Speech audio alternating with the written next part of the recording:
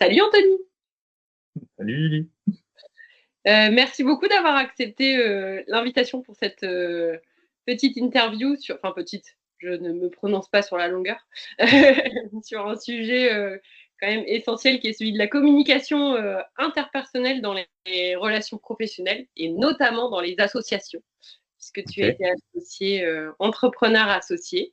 Et Mhm. donc, je te remercie de ton partage d'expérience aujourd'hui pour traiter le sujet. Et voilà, l'idée, c'est juste d'échanger de manière, voilà, sans cadre très strict, Mm. mais de pouvoir travailler le sujet de la communication et d'échanger là-dessus. Donc, je te laisse te présenter, peut-être nous dire qui tu es depuis le chaman à Rolex, depuis cette époque-là où je t'ai connu en écoutant moi-même un podcast. Et puis nous dire un peu peut-être ton rapport à la communication pour rentrer un peu dans le sujet. Waouh. Ok. Merci. Euh, bon, je vais pas donner trop de contexte, parce que sinon ça pourrait déjà donner une demi-heure. Qui je suis? Allez, quand même deux, trois. Je m'appelle Anthony. J'ai grandi en Bretagne, dans une famille pas très aisée. J'ai réussi contre toute attente à faire des études d'ingé. Donc, on va dire que déjà dans le côté communication, je me suis retrouvé rapidement entre plusieurs classes sociales, niveaux social. J'ai dû rapidement, c'était évidemment inconscient à l'époque, mais capter, tu vois, un peu les codes et m'adapter à communiquer avec des gens très, très, très différents. Ça me fait d'ailleurs penser à quelque chose qui s'est passé là. Je ne sais pas si j'arriverai à la placer, cette anecdote, mais la semaine dernière, je me suis vu faire, tu vois, en mode méta, d'une communication avec quelqu'un. Et je me suis dit, ah ouais, ok, d'accord. Là, tu vois, ce côté caméléon qui n'est pas que bien, mais justement de réussir à vraiment s'adapter au langage de l'autre personne, de ses valeurs, de la communication. Je pense que déjà, ça, c'était assez formateur d'avoir eu vraiment plusieurs niveaux sociaux. Je me suis toujours senti entre plusieurs classes, tu vois. Ce qui peut créer des troubles à la fois d'identité, de bordel qui je suis, mais de l'autre qui crée aussi un focus sur comment communiquer si c'est des gens avec lesquels tu n'as pas forcément tant que ça de choses en commun, ou en tout cas qui évoluent souvent dans le background complet. Voilà. Rapidement après ça, bon, j'étais pas très heureux en. Donc, que ça pourrait être un thème récurrent de ma vie. Est-ce que j'ai toujours été content de ce que je faisais? Pas forcément, mais oui, je voulais toujours changer un petit peu, tu vois. Je faisais mes études, tu vois, ok, je vais être ingénieur, ça va être trop bien. Au bout de 2 ans, je fais putain, ingénieur, c'est flingué, c'est pas ce que je veux faire. J'ai souvent changé de centre d'intérêt, d'objectif et tout. Rapidement, je me suis retrouvé, pour ce qui va nous concerner, là, à créer une boîte en ligne en 2016 qui s'appelait AlphaBody avec mon ancien associé qui était aussi un pote à l'époque, Nicolas Sylvie. On était potes, on se voyait pendant 5 ans, tous les samedis. Moi, j'étais consultant. Lui, il avait dû faire un stage en banque d'affaires. Je ne sais plus exactement ce qu'il faisait à ce moment-là. Mais bon, ça faisait un peu le mec école de commerce plus banque et l'autre en face ingé plus consultant qui se voit à la salle de sport le week-end et qui discute d'un milliard de choses. On avait en commun, je pense, Tony Robbins à l'époque. Il faut savoir qu'en 2016, en France, il n'y avait pas tant que ça de gens qui parlaient business, Tony Robbins, muscu, dev perso. Ok, c'est cool, on a un grand diplôme, mais so what, c'est pas ça la vie. Euh, voilà, et du coup, on avait bien matché. Et au bout de 5 ans, à se dire, tiens, un jour on va monter un business, un jour on va monter un business, un jour on va monter un business, mais à rien faire, quoi. On a fini par monter un business ensemble, qui a marché, paradoxalement, je pense, parce qu'on avait une forme de complicité et de relation intéressante, et qu'on a appris la com dans le sens, la com extérieure, le marketing auprès des Américains, de comment communiquer à des prospects, et qui, au final, c'est aussi je ne sais pas si je dirais planté, mais qui a notre collaboration s'est arrêtée 5 ans plus tard pour des mêmes problèmes de communication et dans ce cas-là purement plus interpersonnel comme tu l'as dit, et j'ai aussi envie de dire intrapersonnel, ce que je pense, je vais parler en tout cas pour moi, c'était aussi des endroits dans lesquels je me connaissais pas, qui faisaient que je projetais des choses sur lui. Donc pour moi, je vais déjà commencer par faire mon relou qui met que c'est plutôt et que ou, mais on ne peut pas vraiment faire de communication interpersonnelle sans avoir une forme de communication intrapersonnelle, peu importe le modèle qu'on utilise.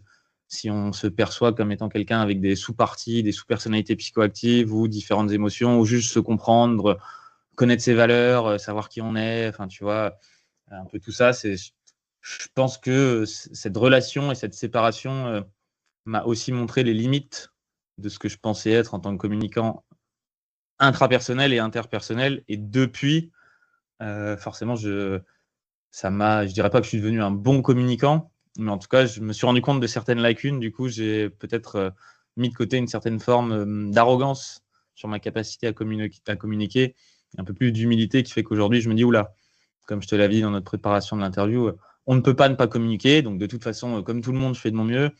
Et en même temps, je suis aussi conscient des limites de la communication, des limites du fait qu'on ne puisse pas complètement... ouais, je vais m'arrêter là-dessus après. Je pense qu'on ne peut pas complètement... on a envie de faire ressentir à l'autre ce qu'on pense, qu'on ressent, enfin notre expérience du monde, mais en fait, ça, par définition, il y a une forme de solitude ontologique dans ce qu'on vit. Et aucun mot, aucune capacité de communication ne pourra faire vivre à l'autre ce qu'on vit.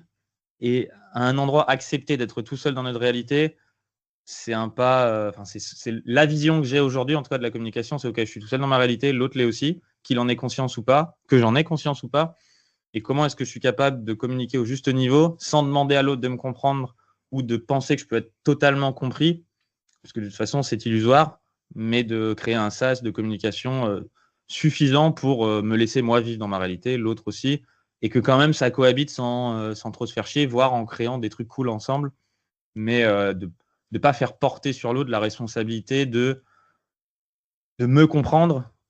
Déjà, moi, est-ce que je suis capable de me comprendre? C'est une grande question. Et est-ce que je suis capable de rester seul avec mon angoisse et le fait que je ne me comprends pas toujours et que je suis tout seul dans mon expérience du monde? Déjà, si je suis capable de faire ça, je vais moins casser les couilles à tout le monde en communiquant, quoi. Tu vois, donc c'est pour ça que je te disais, pour moi, la communication intrapersonnelle, comment est-ce que je suis déjà en relation avec moi-même là-dessus, ça impacte vachement comment je vais communiquer avec les autres. Et je dirais que, voilà, en ultra résumé, là, je t'ai donné déjà mon message final d'aujourd'hui sur la communication et en même temps le chemin qui m'a amené là et peut-être pourquoi on se parle. Et le chaman en Rolex, allez, et après j'arrête. Chaman en Rolex, c'était un branding que je me suis donné à l'arrache quand j'étais vraiment perdu après avoir vendu mes parts d'Alpha Body, donc ce business-là qui avait fait 3,5 millions de chiffre d'affaires par an, quand même en 5 ans, sans lever de fonds, voilà, donc une belle réussite du business Internet. Et j'avais pris énormément d'ayahuasca les quelques années d'avant. Et je traînais dans le milieu chamanique et il y avait une forme de chaman. Enfin, un chaman, c'est quelqu'un qui utilise dans le fond les mots pour mettre des mots sur une énergie, pour faire bouger un peu l'énergie des gens. Il y en a eu tant à travers les âges. On peut utiliser aussi la musique. On dirait que tu vois, aujourd'hui, un chaman moderne, tu as un Macron, c'est un putain de chaman moderne dans sa façon de communiquer. On est en guerre, on est en guerre, on est en guerre. Un Franck Lobvé, avec son langage acerbe, il va aussi faire bouger l'énergie. Mais certains chanteurs, c'est aussi une forme de chamanisme. Je pense qu'à cette époque-là, je m'identifiais sur moi aussi, en fait, j'ai une forme de pouvoir sur les mots. Je sais que voilà, j'ai une façon d'utiliser les mots qui peuvent créer des trucs. Et ça me faisait triper parce que j'avais une Rolex. Mais aujourd'hui, je pense que je l'ai utilisé 2 mois, ce branding, et c'était le moment pile où tu as vu ce podcast que j'ai fait. Mais aujourd'hui, c'est plus juste Anto tout seul quoi, que le chaman en Rolex. Ok, merci pour la précision, Anthony. Et merci pour l'intro parce que tu résumes un peu les bases que je donne souvent dans les accompagnements à l'expression. Et la première, c'est connais-toi toi-même. Et c'est la clé que je donne à toutes les personnes que je coach et qui justement ont tendance à considérer la communication du point de vue de l'autre, mais pas forcément de leur responsabilité. Et le fait d'apprendre à se connaître, voilà, le côté intrapersonnel, c'est juste la base et aussi l'histoire des cartes du monde et de se dire, bon, on partage quelque chose en commun, mais on a chacun 2 cartes totalement différentes et c'est comment je projette pas ma carte sur l'autre et inversement, et d'en avoir conscience, c'est juste hyper important. Donc, merci pour le rappel et ça me laisse penser qu'on va avoir une super interview aujourd'hui. Justement, est-ce que tu peux, par rapport à donc là, on va se remettre sur plutôt la partie Alpha Body et le rôle de la communication entre toi et ton ex-associé. Et justement, quelle place la communication elle avait dans votre fonctionnement un peu au quotidien, tu vois, en essayant juste de transposer ça à des relations d'associés dans le milieu pro. Je pense qu'elle était vraiment fondamentale. On communiquait dans le fond quand même vraiment beaucoup. Déjà, dans la construction de comment s'est créé le business, on était tous les deux, on s'était fait larguer par nos copines de l'époque. Et Et j'avais donc moi j'avais plus de taf parce qu'on avait commencé à lancer un premier business ensemble qui avait planté. Et du coup, bref, je me retrouve avec un pote qui accepte de me louer un appart par le biais de sa femme au black, et enfin non, même pas au black, mais sans garantie, quoi, et en lui disant juste, bah, si demain j'ai plus de quoi payer, bon, bah, je le quitte et je vais pas te pourrir ton appart, à rester dedans et tout ça. Et Nico, il était globalement dans la même situation, donc bah, je lui dis, bah, vas-y, viens habiter chez moi, sauf que c'était un 30 mètres carrés pour deux avec un seul lit, donc en fait, on vivait vraiment dans un mini espace, donc de facto, on va dire qu'on était obligé. Comme on l'a dit, comme je l'ai dit avant, tu ne peux pas ne pas communiquer, mais là, on s'était mis dans une condition où tu es obligé de communiquer pour le moindre petit bout d'intimité et de quoi que ce soit de ta vie. Donc, ça créait, bon an, mal an, énormément de situations pour ça. Et en même temps, on avait cette velléité de créer une boîte. Donc, bah forcément, ça implique de, bon, bah, qu'est-ce qu'on veut? Ça va être vers où? Qui fait quoi? Mais à la fois, on discutait sur plein de points. Je pense qu'on a toujours eu en commun plein de choses, voilà, justement sur le côté que j'appelais à l'époque dev perso, tu vois. Voilà, on lisait un peu les mêmes livres, on s'intéressait aux mêmes trucs, on a vu des problèmes de relations, on se dit putain, mais quand même, qu'est-ce qui se passe avec les meufs? C'est quoi ce délire? On s'intéressait à la muscu, donc on avait plein de choses en commun qu'on pouvait explorer, échanger. On avait un vocabulaire aussi, je me souviens, comme toute relation amicale de toute façon, mais on avait vraiment nos bases on lisait tous les deux énormément de contenu en anglais. Il y a plein de mots entre nous qu'on se disait en anglais parce qu'on connaissait limite pas le mot en français, ou alors ça n'avait aucun sens, tu vois, vu qu'on l'avait appris en anglais. Lui, il était mexicain, moi je parlais, enfin d'origine mexicaine, donc sa mère était mexicaine, donc il parlait très bien espagnol.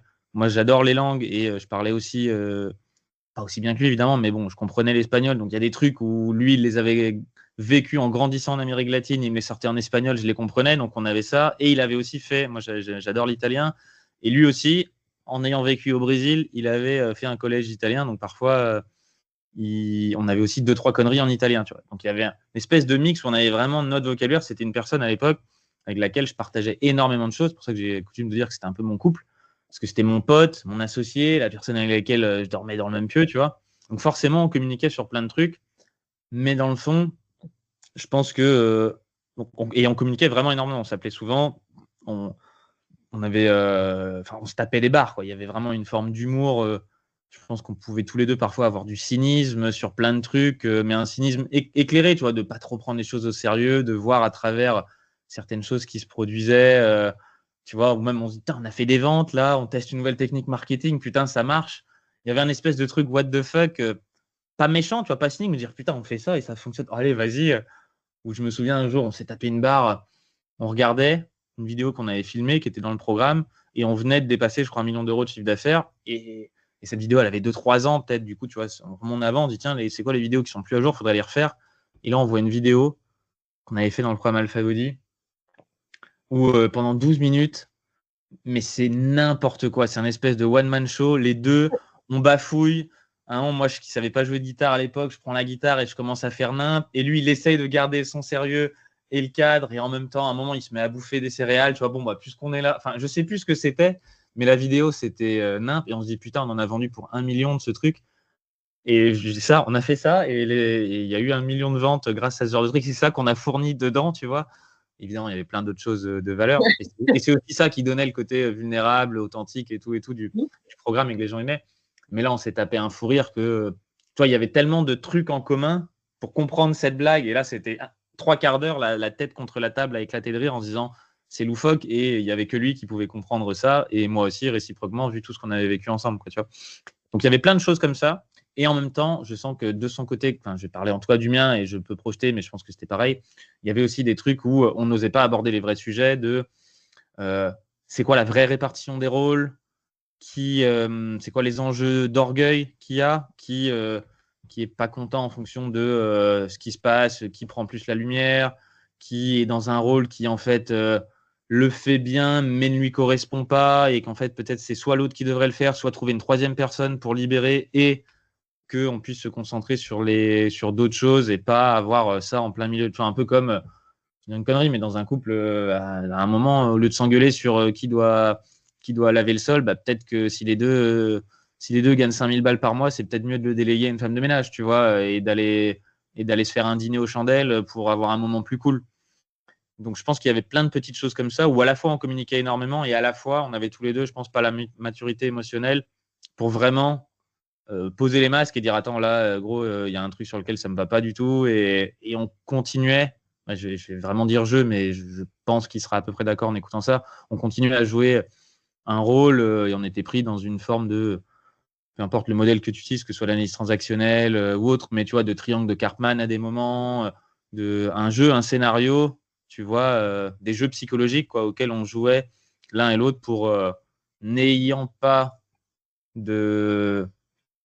assez d'awareness intérieure, on jouait à des jeux pour obtenir de l'énergie, qu'elle soit négative, à savoir, en gros, se foutre des baffes ou se foutre des taquets émotionnels, juste histoire d'avoir l'impression d'être quelqu'un pour faire vivre notre personnage intérieur en pensant doit chercher à être quelqu'un de bien et d'avoir raison plutôt que d'être vraiment en lien et de poser le vrai bordel qui est présent, quoi, tu vois. Et, C'est intéressant parce que pour le coup, ça ressemble vraiment à des relations de couple, comme tu disais, ou genre un couple qui bosse ensemble, quoi. C'est-à-dire que tu es ensemble du matin au soir, même la nuit, et finalement, tu as cette espèce de complicité de lien que tu décris avec les blagues, avec le vocal, et vos trucs à vous, et puis derrière, les sujets profonds, bah. Et c'était ça qui avait fait la force parce que dans nos vidéos et dans le fait qu'on bossait, il y avait tellement déjà de bases en commune. En gros, on était d'accord avec Nico, je pense qu'on était d'accord sur 80% des trucs, mais plus qu'avec n'importe qui sur cette planète à l'époque. Tu vois, on avait 80% des trucs sur lesquels on avait 100% la même vision, et par contre, il y en avait 20% d'autres où on était différents, ou en tout cas, on avait chacun des stratégies différentes peut-être pour obtenir la même chose. Je ne sais pas à quel point, tu vois, j'ai pas accès à la vérité de ce qui s'est passé, mais il y avait 20% d'autres où il y avait de la vraie friction et on n'osait pas forcément vraiment les aborder. Enfin, en tout cas, c'est ce que je vois aujourd'hui avec le recul, et c'est facile à dire, mais sur le coup, je m'en rendais même pas vraiment compte, tu vois. Et la vérité, c'est que c'était très inconfortable d'aborder ces points-là. Et du coup, moi, je trouvais les stratégies autour pour pas les aborder et pour rester safe, protégé derrière ma petite barrière de non, on va pas, let's not go there. Tu vois, ça, c'est on aurait pu se dire à la limite entre nous sans avoir conscience de la portée, de à quel point c'était vrai, quoi, mais qui sont aussi les choses qui ultimement s'accumulent et créent une petite balance, tiens, un petit caillou, un petit caillou, un petit caillou, puis au bout d'un moment, en fait, il y a beaucoup de cailloux et la moindre chose devient contexte à une lutte de pouvoir, quoi. Ouais. Là où tu n'es plus en train d'essayer de gagner ensemble, tu es en train d'essayer de gagner du terrain, tirer la couverture à soi, et c'est. Et je pense que là, je résume, quand j'ose le dire comme ça, il y a beaucoup de gens qui sont en association qui ressentent ça aussi, tu vois. Je mets les mots, en tout cas, que j'avais à l'époque. C'était évidemment pas tout noir, parce que ce qu'on a réussi, c'est quand même ce qu'on a réussi à faire, c'est assez incroyable. Mais il y avait aussi cette partie-là, et je pense que si on avait réussi à transcender ça, ça aurait été encore autre chose, quoi, tu vois.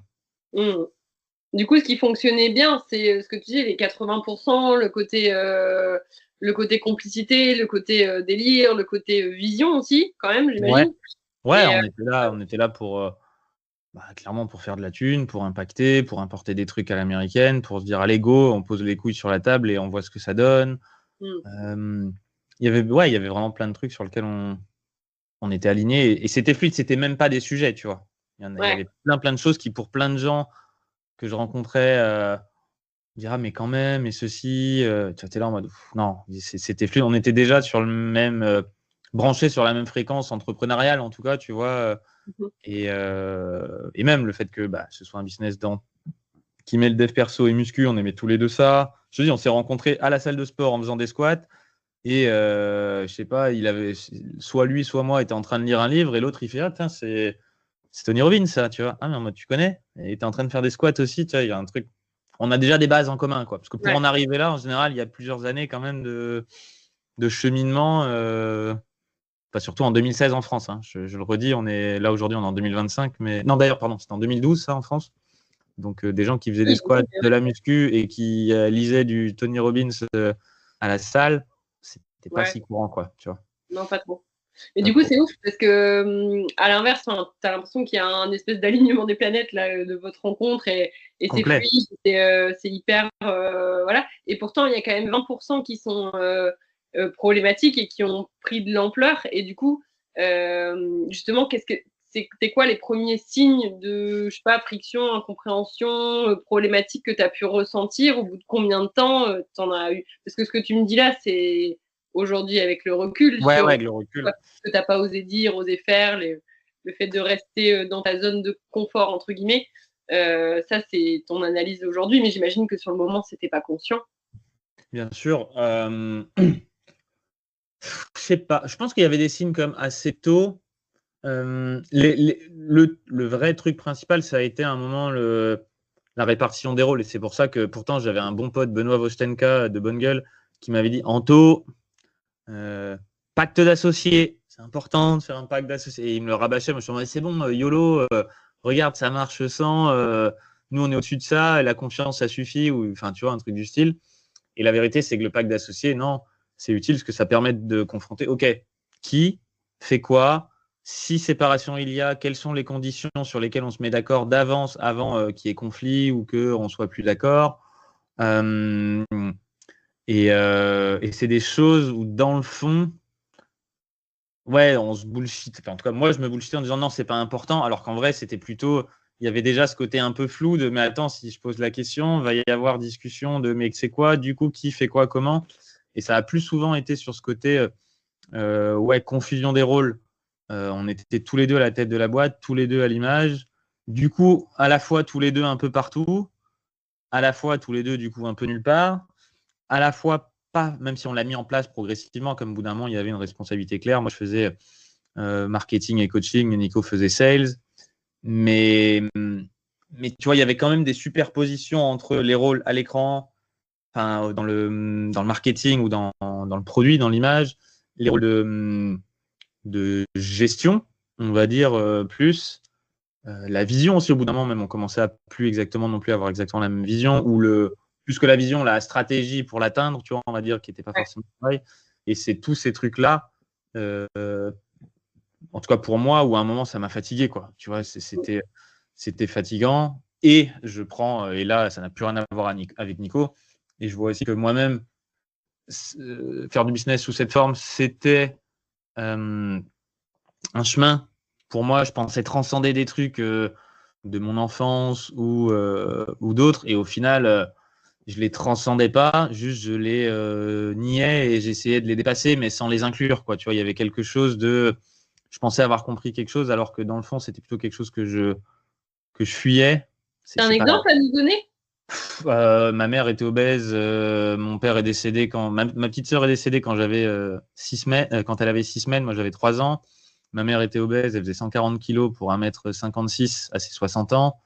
Mon père, après le décès de ma petite sœur, s'est globalement laissé mourir et donc de quand moi j'avais 3 ans jusqu'à. Il est décédé quand j'avais 25, mais il y avait un côté passivité envers la vie. Tu vois, il était agriculteur, il ne mettait pas de masque quand il épandait des produits ou qu'il allait dans la terre. Il avait déjà des problèmes de poumons. Tu vois, il y a vraiment eu un truc de bon, ok, je vais tranquillement vers quelque chose où je me laisse aller. En tout cas, c'est ma vision, c'est comme ça que je me suis construit. Ouais.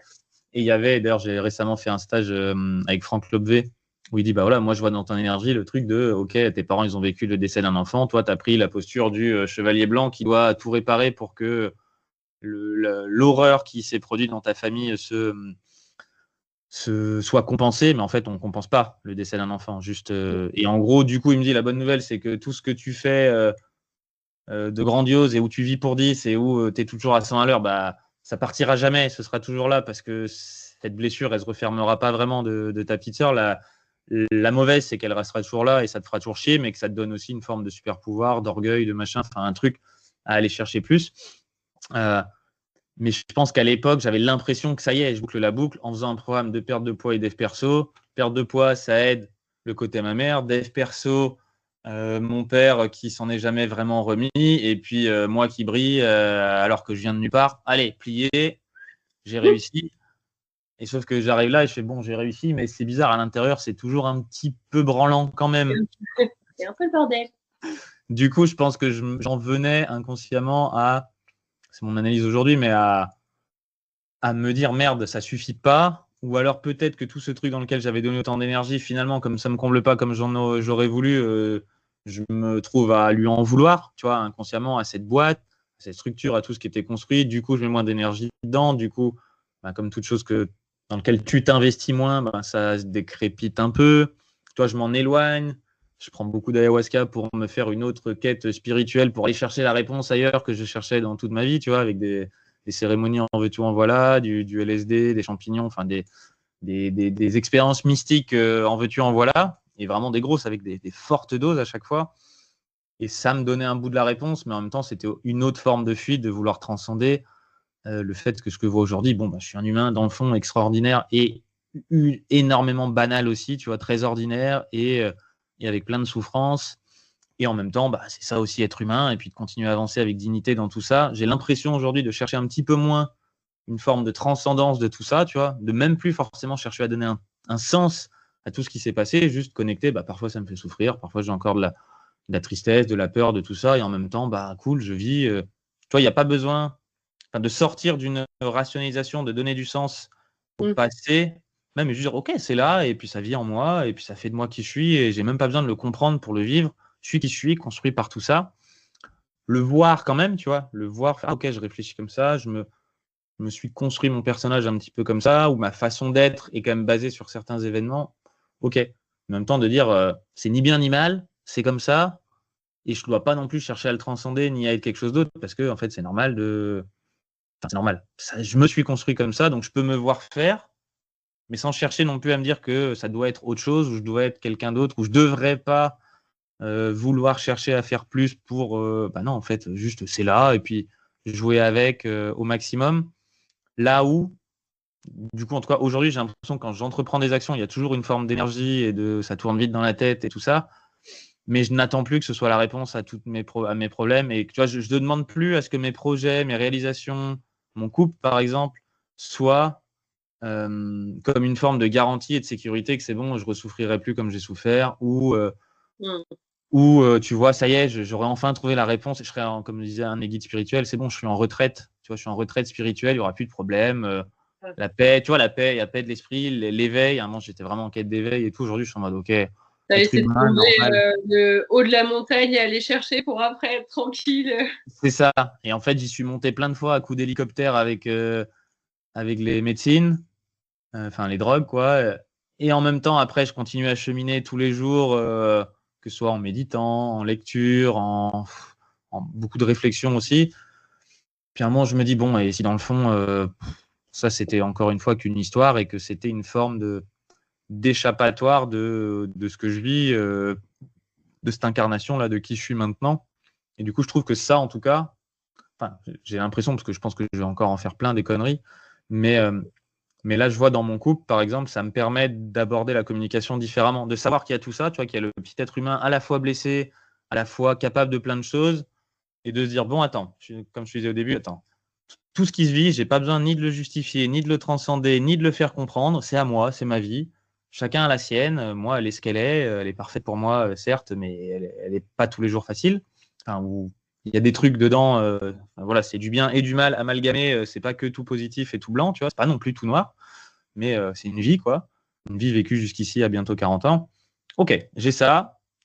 J'essaye de dealer avec ça de la meilleure façon possible pour ensuite créer un sas de connexion avec les autres le plus authentique possible, mais sans tu vois, même cette quête d'authenticité. Je sais qu'à un moment, il y avait aussi dans cette quête d'éveil, il y avait une quête d'authenticité. Moi, je vais être vu comme un mec authentique et tout. Du coup, pour moi, être authentique, ça correspondait un peu à revenir à mes racines. Du coup, la Rolex, c'est en mode, ah, mais est-ce que c'est vraiment si authentique si je mets une Rolex et que je gagne des sous sur Internet? Du coup, même cette ambition qui était là, je me dis, attends, c'est pas une vraie ambition alignée avec mon cœur, donc faut pas la faire. En fait, non, en fait, si elle est là, et puis elle est là, tant mieux. Si j'ai envie de le faire, je peux le faire. Par contre, ce ne sera pas la réponse à tous mes problèmes.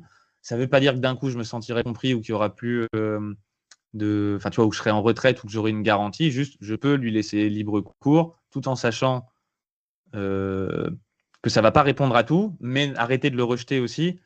Et du coup, si je prends un peu tout ça, je me dirai, tiens, j'ai ça, j'essaye de délire au mieux avec ça. Et enfin, OK, l'autre, c'est qui j'ai en face?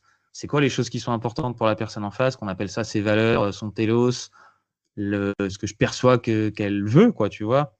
Et comment je peux l'aider à obtenir ce qu'elle veut sans me sacrifier moi, à obtenir moi aussi ce que je veux et trouver un sas de correspondance où c'est globalement gagnant-gagnant. Et puis, si tu t'approches trop, je te mets une baffe. Et en même temps, si tu veux m'aider, ben, je t'aide aussi.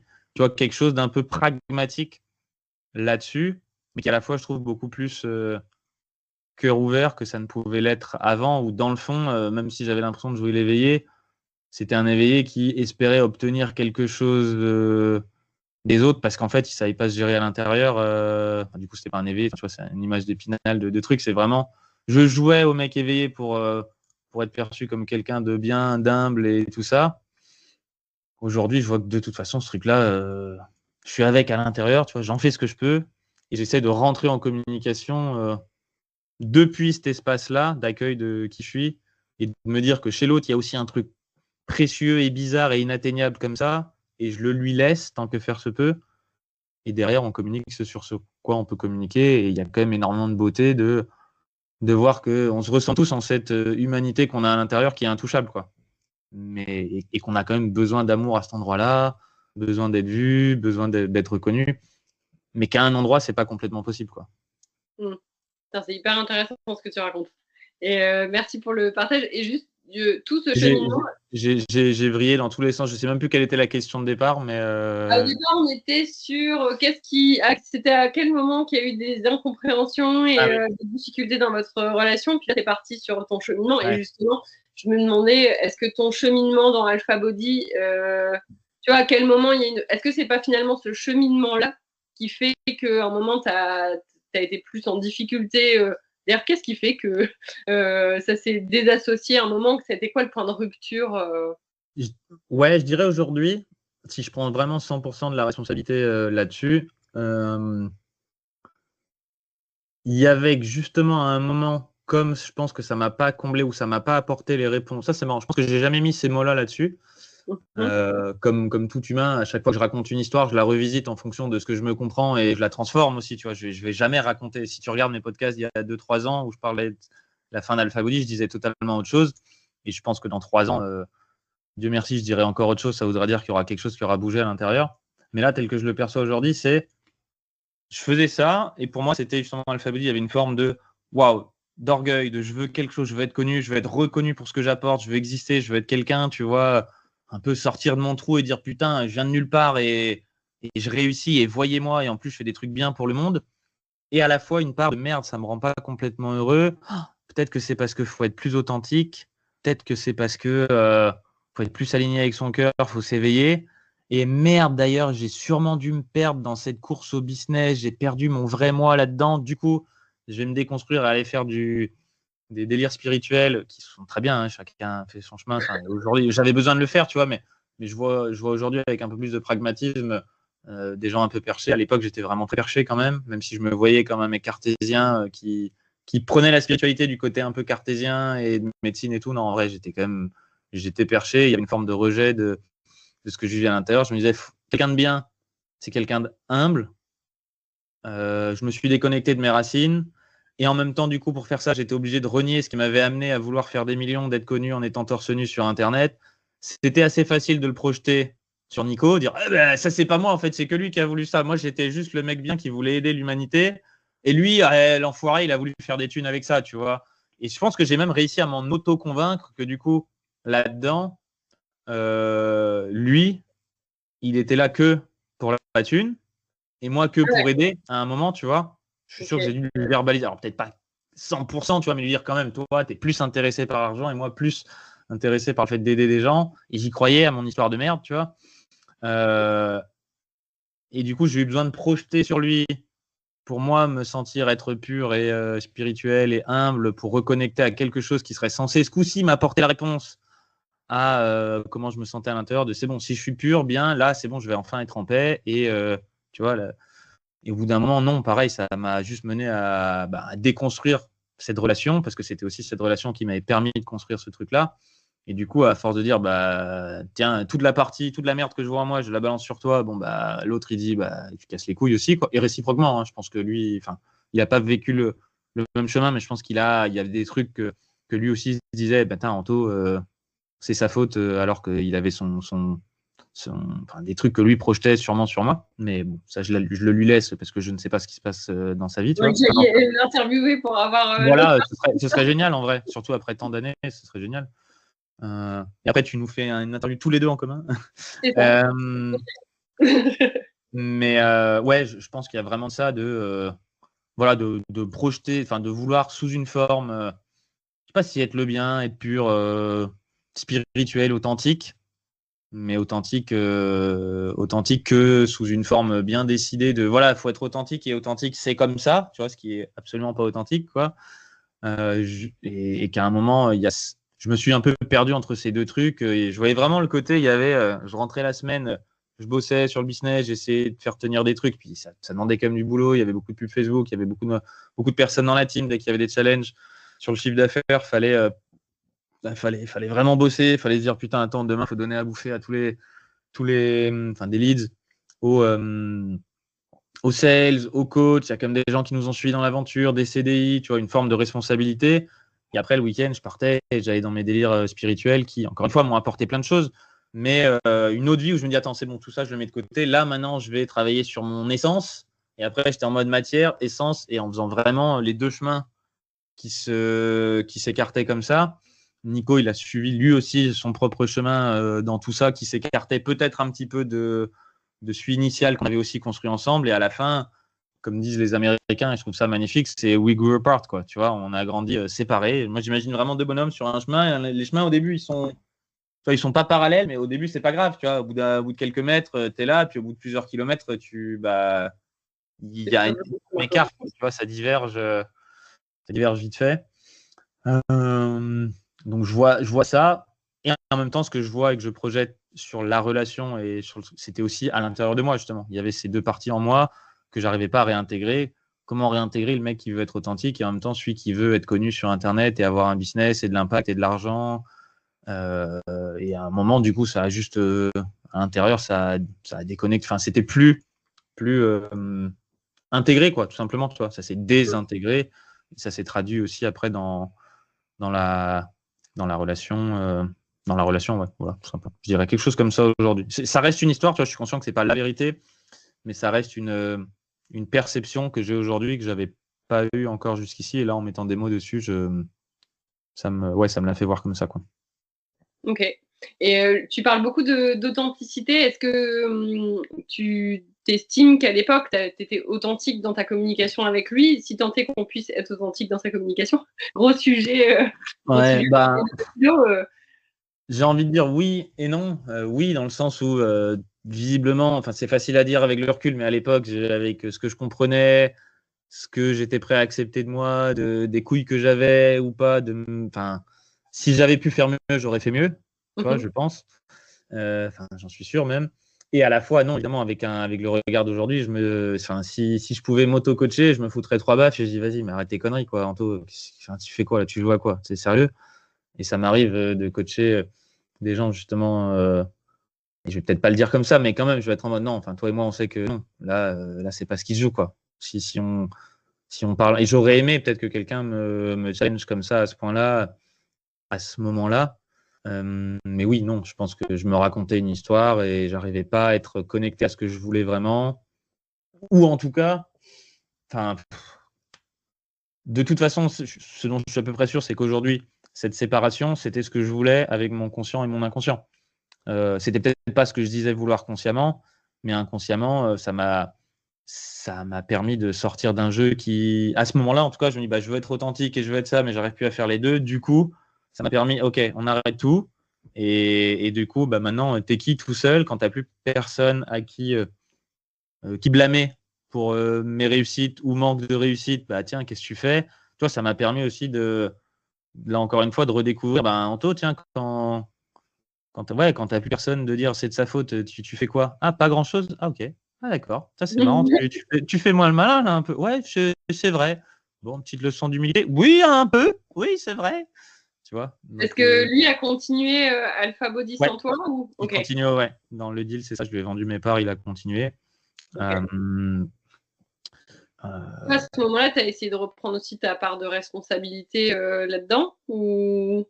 Ouais, alors pareil, tant que faire, enfin, je me rendais bien compte que j'étais plus dedans, tu vois, et qu'il y avait un bout que c'était qu'on n'arrivait plus à communiquer et que j'arrivais plus quoi, enfin, je voulais plus communiquer avec lui, tu vois, tout simplement, et que je voulais plus forcément faire les efforts. Enfin, je voyais que en tout cas, ça prenait de plus en plus de temps, d'énergie, qu'on n'arrivait pas forcément. Ce qui m'a vraiment fait le déclic, ça a été, mais en fait, là, nos visions divergent de plus en plus.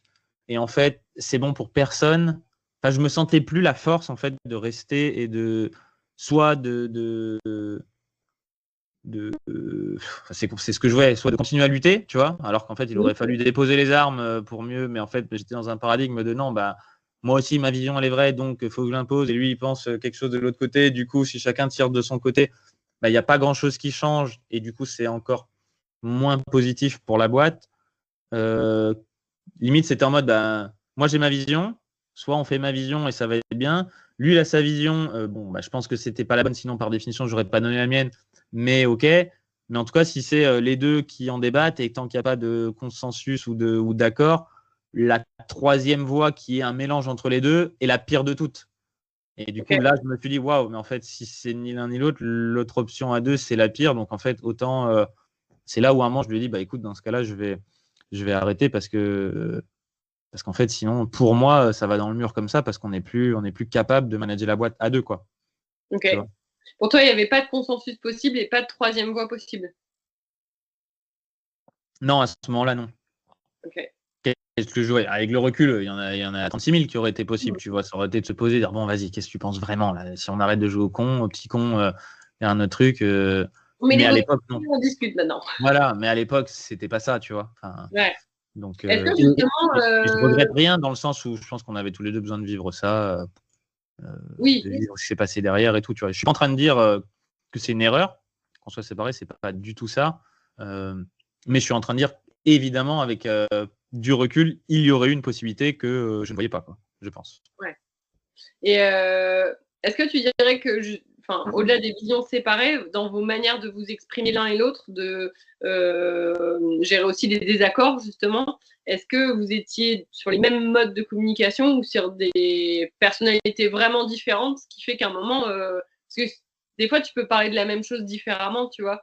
Et justement, par rapport à ces deux visions que vous aviez différentes, est-ce que vous aviez aussi deux personnalités complètement différentes ou pas spécialement? C'est dur vraiment de répondre. Sur le coup, je pense que je t'aurais dit ouais, on était très différents. Aujourd'hui, plus le temps passe, plus je me rends compte qu'on était à peu près pareil et en mode miroir. Enfin non, il y a quand même des choses où on a nos singularités. Mais oui, plus le temps passe, plus je vois en quoi on était quand même assez similaires et tout ça, quoi. Ouais. Donc, c'est un peu les deux. Parce que justement, si tu as deux profils qui savent, j'en sais rien, il y en a un qui sait s'exprimer clairement, l'autre non, ou il y en a un qui sait bien gérer les désaccords, l'autre non, ou qui Je soit pense que lui avait. Alors, si c'est sur ce point-là, merci de préciser. Je pense qu'on savait tous les deux. Enfin, on sait tous les deux manier les mots et exprimer certaines choses. Lui utilisait peut-être. Non, quand on utilisait tous les deux assez l'humour pour ça. Moi, je pense que j'étais plus du genre. Allez, je dis rien, j'attends pendant un long moment et ensuite d'un coup c'est un peu plus, enfin tu vois, c'est un peu plus violent. Et encore que non, lui, je pense qu'il faisait ça aussi. Il y a plein de trucs qui passaient, il disait pas. Non, je pense qu'on avait quand même à peu près la même stratégie dans le fond.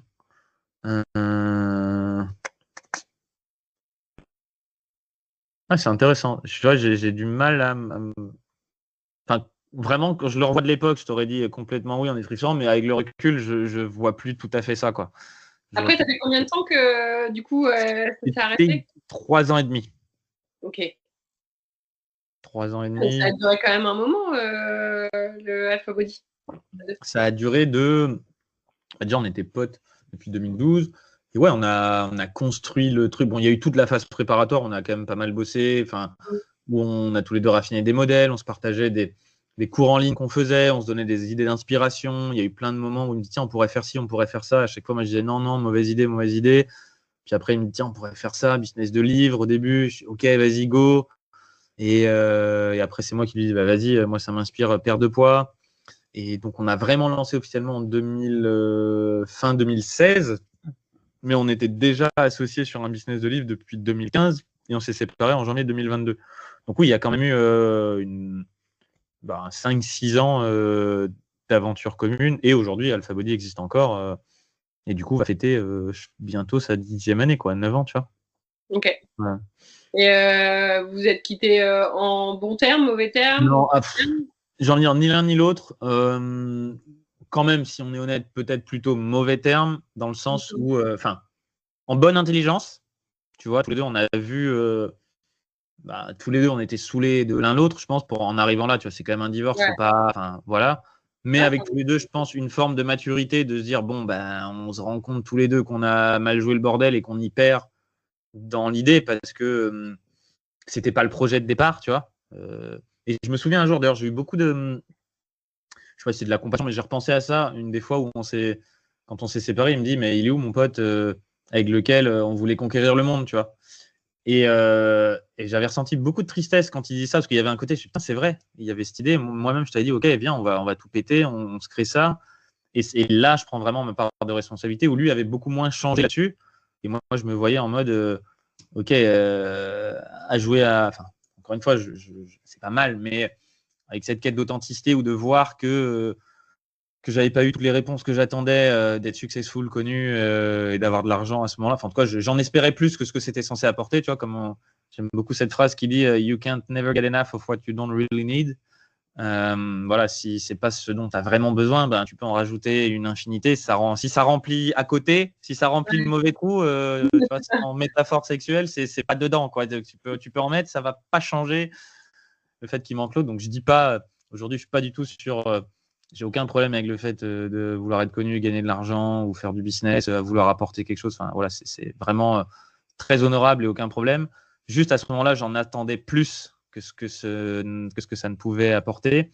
Donc forcément, ça m'avait un peu déçu où je me suis dit, il y a un problème, c'était pas la bonne chose. Alors que si, c'était la bonne chose pour remplir ces critères-là, mais c'est pas censé remplir tous les critères de ta vie. Il y a d'autres quêtes annexes dans ta vie, Anto, et ça va continuer un long moment, tu vois. Je pense que je m'étais illusionné, voilà, sur ce que ça pouvait apporter. Et du coup, il est vrai que lui, au moins là-dessus, il avait tenu. Ouais, ok. Moi, j'ai jamais cru que ça allait. Moi, je m'étais juste dit, cool, on va être connu, apporter de la valeur, gagner de l'argent et créer un business et aider des gens. Et je pense que là-dessus, il avait plus de lucidité que moi. Il n'attendait pas à ce que ce soit le truc qui résolve tous les problèmes de la vie, quoi, tu vois. Ouais. Alors que moi, oui.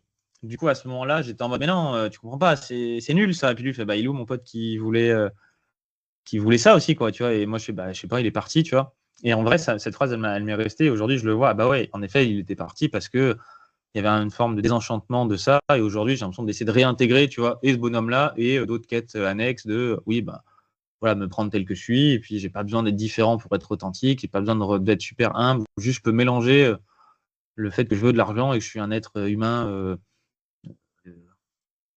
J'allais dire bon, mais non, même pas fondamentalement bon. Juste chic suffit et puis c'est tout, quoi, tu vois. Et puis, si ça dérange quelqu'un, c'est entre moi et moi que ça regarde, quoi. Pourquoi est-ce que je me laisserais toucher par le fait que ça dérangerait quelqu'un, que je veuille réintégrer toutes ces choses-là en moi, quoi.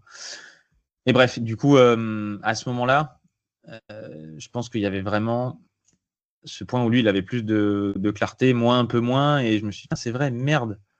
Du coup, moi-même, ça m'avait dit, putain, mais c'était pas le projet. En effet, c'était pas là-dessus qu'on s'était engagé. C'est vrai que là-dessus, j'ai changé. Et je comprenais même pas exactement d'où, ni comment, ni pourquoi, d'un coup, ça avait pu switcher. Comme je dis dans ma vie, en intro, au début, j'ai souvent eu plusieurs centres d'intérêt où d'un coup, je m'intéresse à un truc et après, je passe un peu à autre chose. C'est pas très mature, tu vois, dans le fond, comme comportement. À un moment, si tu t'engages, tu t'engages et tu continues. Mais il s'avère qu'à ce moment-là, voilà, il y a un truc qui avait changé à l'intérieur et j'arrivais plus à tenir la posture de faire ça, quoi. Donc je pense que tous les deux, on avait quand même conscience de merde, fait chier, c'était pas le projet, on voulait faire mieux. Et en même temps, on sait, dans cette histoire, on s'est un peu malmené. On s'est aussi fait grandir parce qu'on s'est chacun pointé les petites zones d'ombre. On a appuyé sur bien les triggers de chacun, mais il en résulte aussi quand même, je pense, de la souffrance pour l'un et l'autre. Du coup, on s'est quitté sur on va se laisser un peu de temps. Moi, je suis assez convaincu qu'un jour, on sera de nouveaux potes, mais il y a besoin qu'il y ait du temps qui coule sous les ponts. Et peut-être que ça le sera d'ailleurs pas. Peut-être qu'on a vécu justement un truc à ce moment-là en commun, et puis après, chacun poursuit sa vie. Tu vois, il n'y a pas de problème non plus sur deux chemins différents. Mais oui, donc en bonne intelligence, et quand même, je pense, tous les deux frustrés ou pas contents. Et en même temps, je suis sûr que, en tout cas, je parle pour moi. Moi, je vois aujourd'hui plein de belles choses qui sont passées, plein de mauvaises choses aussi, plein de choses sur lesquelles on s'était aussi trouvé pour vivre une aventure et justement s'appuyer réciproquement sur les triggers. Et je pense pouvoir dire que cette relation est une des relations qui m'a fait le plus grandir dans toute ma vie, tu vois. Ça m'a mis face à mes contradictions, et même dans la rupture, entre guillemets.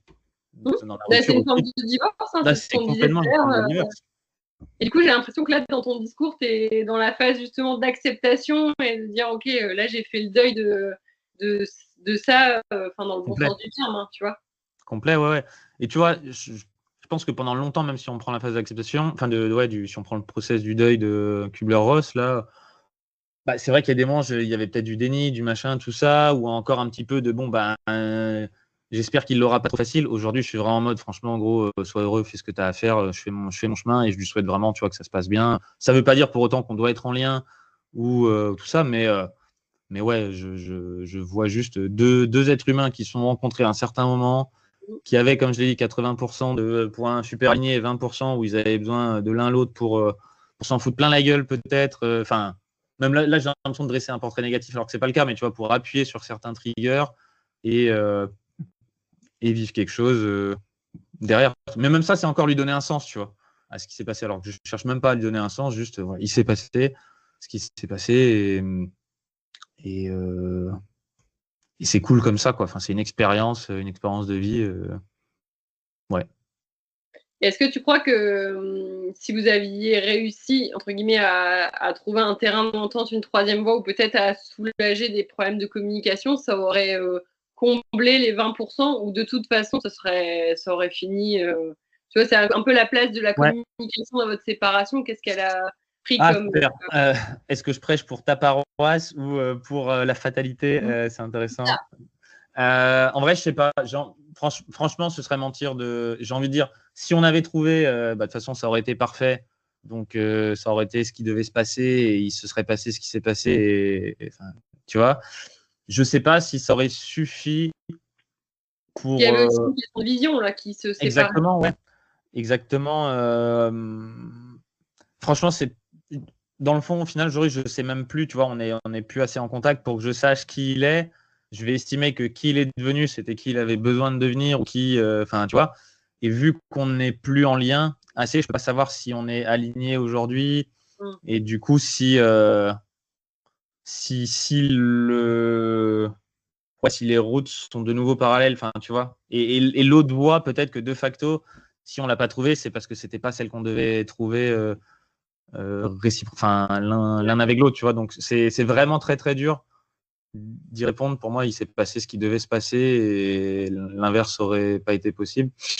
Et je sais pas. En vrai, vraiment, je sais pas à quel point les divergences de vision étaient plus importantes que les vraies divergences intrinsèques et d'envie personnelle étaient plus importantes que les masques par-dessus, tu vois, qui auraient pu se combler par l'ego. Je sais pas. Parce que c'est pas parce que tu aimes profondément quelqu'un, ou même dans une communication, tu vois, moi je suis en couple avec ma compagne, on a des discussions de ouf parfois qui sont très très dures, et où j'ose espérer que je suis meilleur communicant qu'à l'époque, sinon je pense pas que mon couple continuerait à exister. Et oui, je fais le choix quand même tous les jours d'être avec elle malgré ces communications, mais c'est la seule femme au monde avec laquelle je fais ça, tu vois. Est-ce qu'il y a d'autres femmes avec lesquelles je pourrais avoir un tel niveau de communication? Peut-être, mais il y a un truc qui fait aujourd'hui nos destins se sont croisés, et c'est avec elle que je partage ma vie et que je fais un bout de chemin. Donc il y a aussi une forme de magie de la vie à chaque instant, de l'alignement des 100%, il dépend pas que de nous, tu vois. Là-dessus, sans mettre ma foi à l'extérieur, tu vois, je vois aussi comment on rencontre les personnes qu'on rencontre à un certain endroit pour se découvrir qui on est. Parce que là, tout ce que je dis à travers, à demi-mot depuis tout à l'heure, c'était juste que l'extérieur reflète mon monde intérieur, et au final, c'est moi que je découvre à travers toutes mes interactions. Et plus j'apprends à accepter les autres tels qu'ils sont, plus je m'accepte moi-même tel que je suis, réciproquement, et ça monte. peut-être qu'avec Nico, à ce moment-là, on avait besoin de se rencontrer et de vivre ça pour chacun réintégrer des parties de nous qui nous font ensuite continuer notre vie, tu vois. Peut-être. Enfin, probablement, d'ailleurs, c'est la version, en tout cas, que la réalité semble mener aujourd'hui, tu vois. Ouais. Si ça avait dû se passer autrement, ça serait passé autrement. Peut-être que sans cette rencontre, sans cette rupture, j'aurais jamais rencontré ma compagne. Ça, c'est d'ailleurs probable aussi, tu vois. Il n'y aurait peut-être pas eu de la place pour une vraie autre significant other avec laquelle construire. Là, au lieu de construire un business ensemble avec quelqu'un, on a construit une famille ou un foyer, des trucs un peu plus prosaïques, tu vois. C'est peut-être moins impressionnant sur les réseaux que 3 millions en montrant ses abdos. Et c'est une autre forme de construction. Mais peut-être que ça a juste changé de forme dans ma vie et que c'était ce qui devait se construire à ce moment-ci, tu vois. Et que sans l'aventure Alpha Body, ça n'aurait pas été possible, tu vois. Ouais. Bah après, il y a une forme. Enfin, en t'écoutant, je me demandais s'il y avait, tu sais, une relation qui pouvait être à 100% alignée. En fait, je pense que c'est utopique, tu vois. Oui. C'est un peu de faire le deuil de. C'est comme tu disais tout à l'heure sur soi, le cheminement qu'on fait à l'intérieur. On cherche à être parfait, lissé, à avoir réglé tous nos conflits internes, à avoir plus de peur, plus de manque, plus de. Tu vois. En fait, c'est une quête de toute une vie, tu vois. C'est même pas possible. Grave, enfin, complet. On a tous des parts d'ombre et de lumière et c'est comment je les accepte. Et à un moment, je dis, bon, ok, j'arrête de croire que je suis la perfection. Exact. Et j'accepte ce côté de moi qui est hyper sombre et c'est ok, et on l'a tous. Et donc, j'accepte aussi que l'autre ait une facette de personnalité qui me repousse parfois, quoi. C'est ça. Mais visiblement, enfin, c'est exactement ça. Et visiblement, qui j'étais à l'époque, j'étais pas capable de faire ça avec Nico, tu vois. Et on est allé jusqu'au. Mais en même temps, je pense que sans cette aventure, j'aime bien cette phrase. C'est du dev perso, enfin, de la philosophie basique, mais c'était Nietzsche et je le citais beaucoup au début d'Alpha Body pour inciter les gens qui faisaient le programme. La valeur d'une chose, c'est pas ce que tu obtiens en l'obtenant, enfin, c'est qui tu as dû devenir pour l'avoir, tu vois, ou qui tu es devenu à travers la transformation que tu as vécue. Par exemple, ok, c'est cool de faire 1 million en ligne, c'est génial, ça apporte plein de trucs, mais il y a un truc encore plus cool, c'est normalement, pour en arriver là, si tu pars du point zéro où tu sais pas comment le faire, tu arrives à le faire.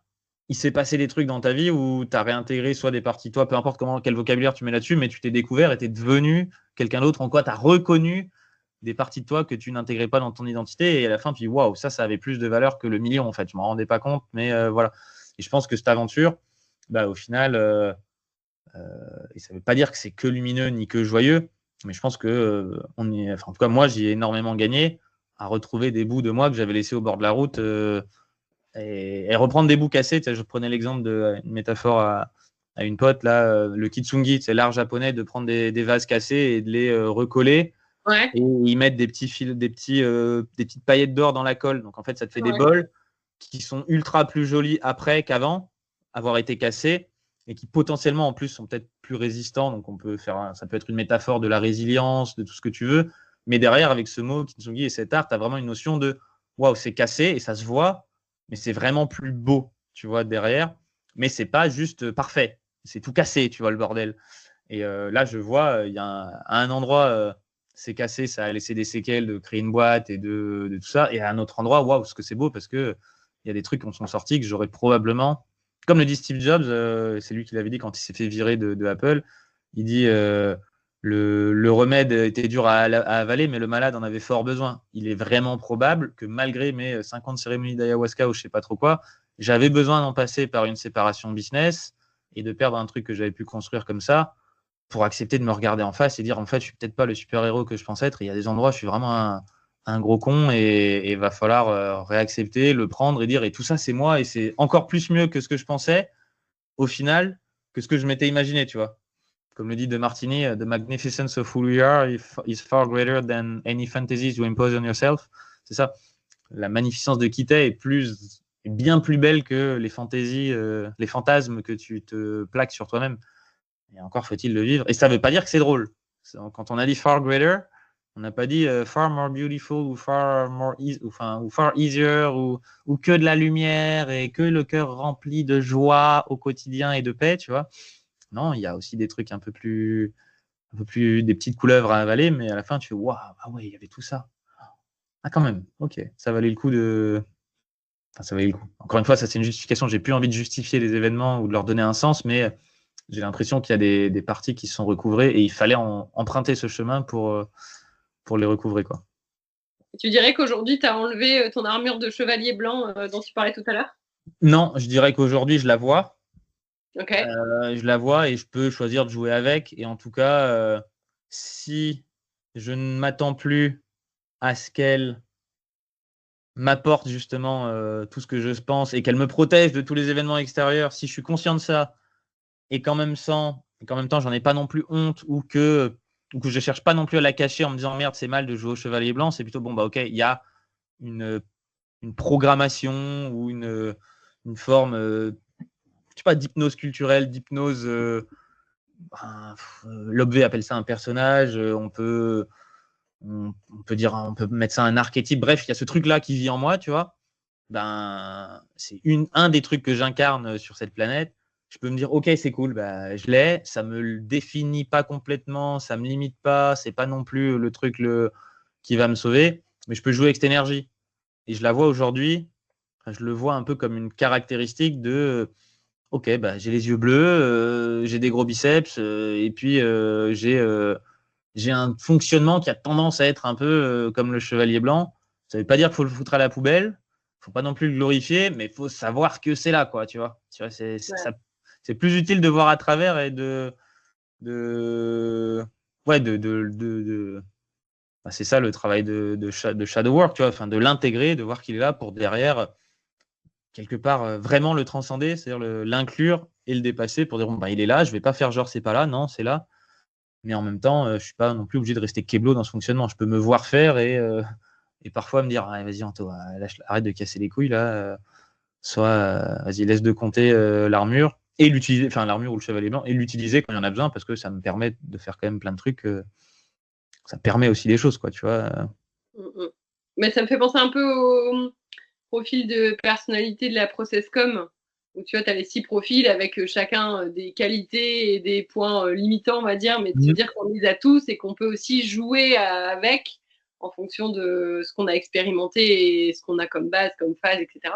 Et c'est intéressant de. Après, on en revient au connais-toi toi-même, en fait. Exactement.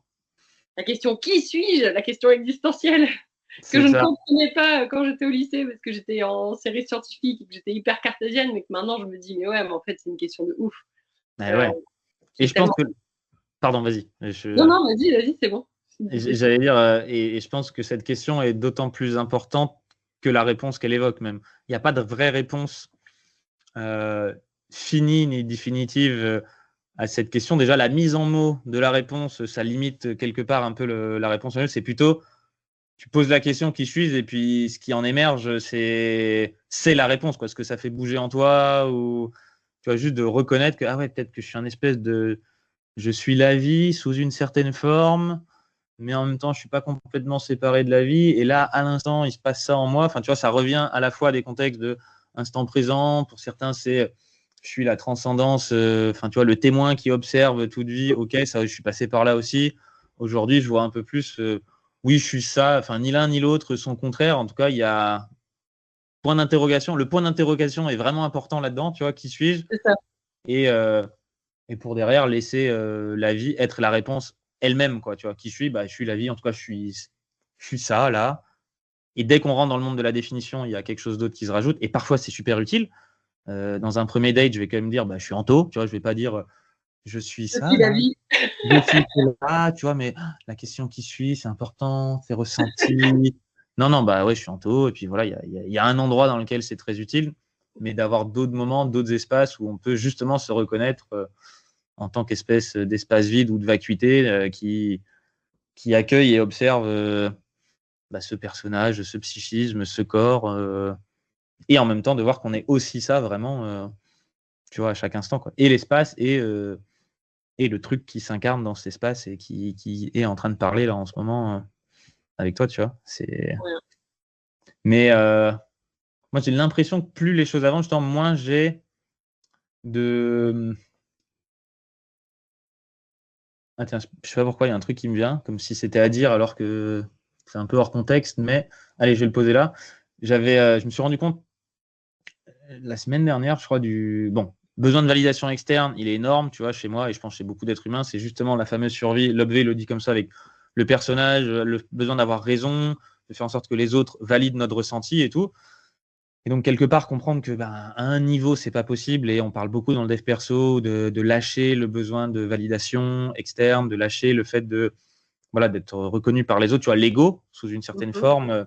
Et c'est vrai, et c'est très juste. À un moment, si tu as envie de faire quelque chose, fais-le. Mais il y a un truc qui m'a vraiment mis un putain d'insight. J'étais en train de marcher la semaine dernière et ça me fait, mais attends, il y a encore plus pernicieux que le besoin de validation externe, parce que ça, tout le monde en parle et on peut encore le voir, c'est le besoin de validation interne. Tu vois, et c'est pour ça que j'ai mis l'accent pas mal de fois dans l'interview là, sur ne pas donner du sens.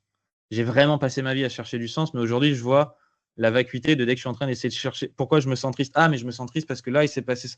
Putain, Anto, juste t'es triste, pleure, quoi. Tu vois, Ouais. tu vois, lâcher ce besoin de validation interne, de valider pourquoi je me sens tel que je me sens, pourquoi je pense tel que je pense, pourquoi Il j'agis faut tel qu'il y que ait une raison, j'agis. il faut qu'il y ait. C'est ça, Ouais. trouver du sens, justifier.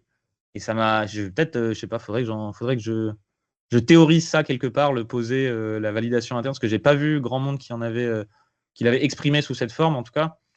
Et moi-même, j'ai senti que ça m'a fait comme un truc, tu vois, qui s'ouvrait sous mes pieds, de waouh, attends, c'est quoi ce trou dans lequel je tombe, tu vois, parce que vraiment, c'était assez perturbant, mais de voir à quel point je passe ma vie à essayer de me valider de façon interne, quoi, tu vois, que je me laisse juste pas ressentir ce que je ressens sans justification par ma tête de pourquoi c'est comme ça. Genre juste, ok, si je suis triste, je suis triste, si je suis content, je suis content, si j'ai envie d'une chose, j'ai envie d'une chose, voilà, tu vois, ou j'ai envie de quelque chose, j'ai envie de dire, j'ai envie de penser. Et aujourd'hui, j'aime bien, en tout cas, jouer avec ça, essayer de me rappeler ah, ok, je ressens quelque chose, et d'observer justement, tu vois, ce besoin automatique de validation qui se met en place, mais en l'ayant observé, je peux possiblement m'en détacher un peu, ou enfin, j'en sais rien d'ailleurs si c'est ce qui va se passer, mais en tout cas, là, ces temps-ci, je vois vraiment ça fort chez moi, de, de, ouais, de chercher à valider, de Est-ce me que tu valider. as un souci de rationaliser un peu même le côté émotionnel, tu vois, de se dire, attends, je pleure, pourquoi je pleure? C'est quoi la raison que je pleure? Est-ce que c'est une raison valable? Est-ce que... Alors qu'en 100%. fait, à un moment, c'est juste de dire, bah, je pleure, je me laisse traverser par la tristesse. Peut-être écouter le message que ça vient renvoyer et dire, bah, ok, ok. Eh ben, Genre, 100%. Mais pour moi, en tout cas, je crois que c'est un des plus hauts niveaux d'enseignement que j'ai reçu. Enfin, cet insight-là, il n'est pas anodin pour moi. Pour plein de gens, c'est ouais. probablement facile, mais je me suis rendu compte à quel point pour moi, ça ne l'était pas, quoi, tu vois. Non, non, je suis pas sûre que ce soit si facile. Tu sais, ça fait partie de l'intelligence émotionnelle dont on parlait au début. Et en Ouais, fait, pour entrer en relation avec l'autre, il y a aussi cette intelligence émotionnelle et relationnelle qui entre en compte. Et il y a un moment, c'est, tu sais, quand tu es sous le coup des émotions, tu vas justement dire des choses, tu vas peut-être t'emporter, enfin faire parler le cœur et pas la raison, et des fois à tort, des fois, tu vois.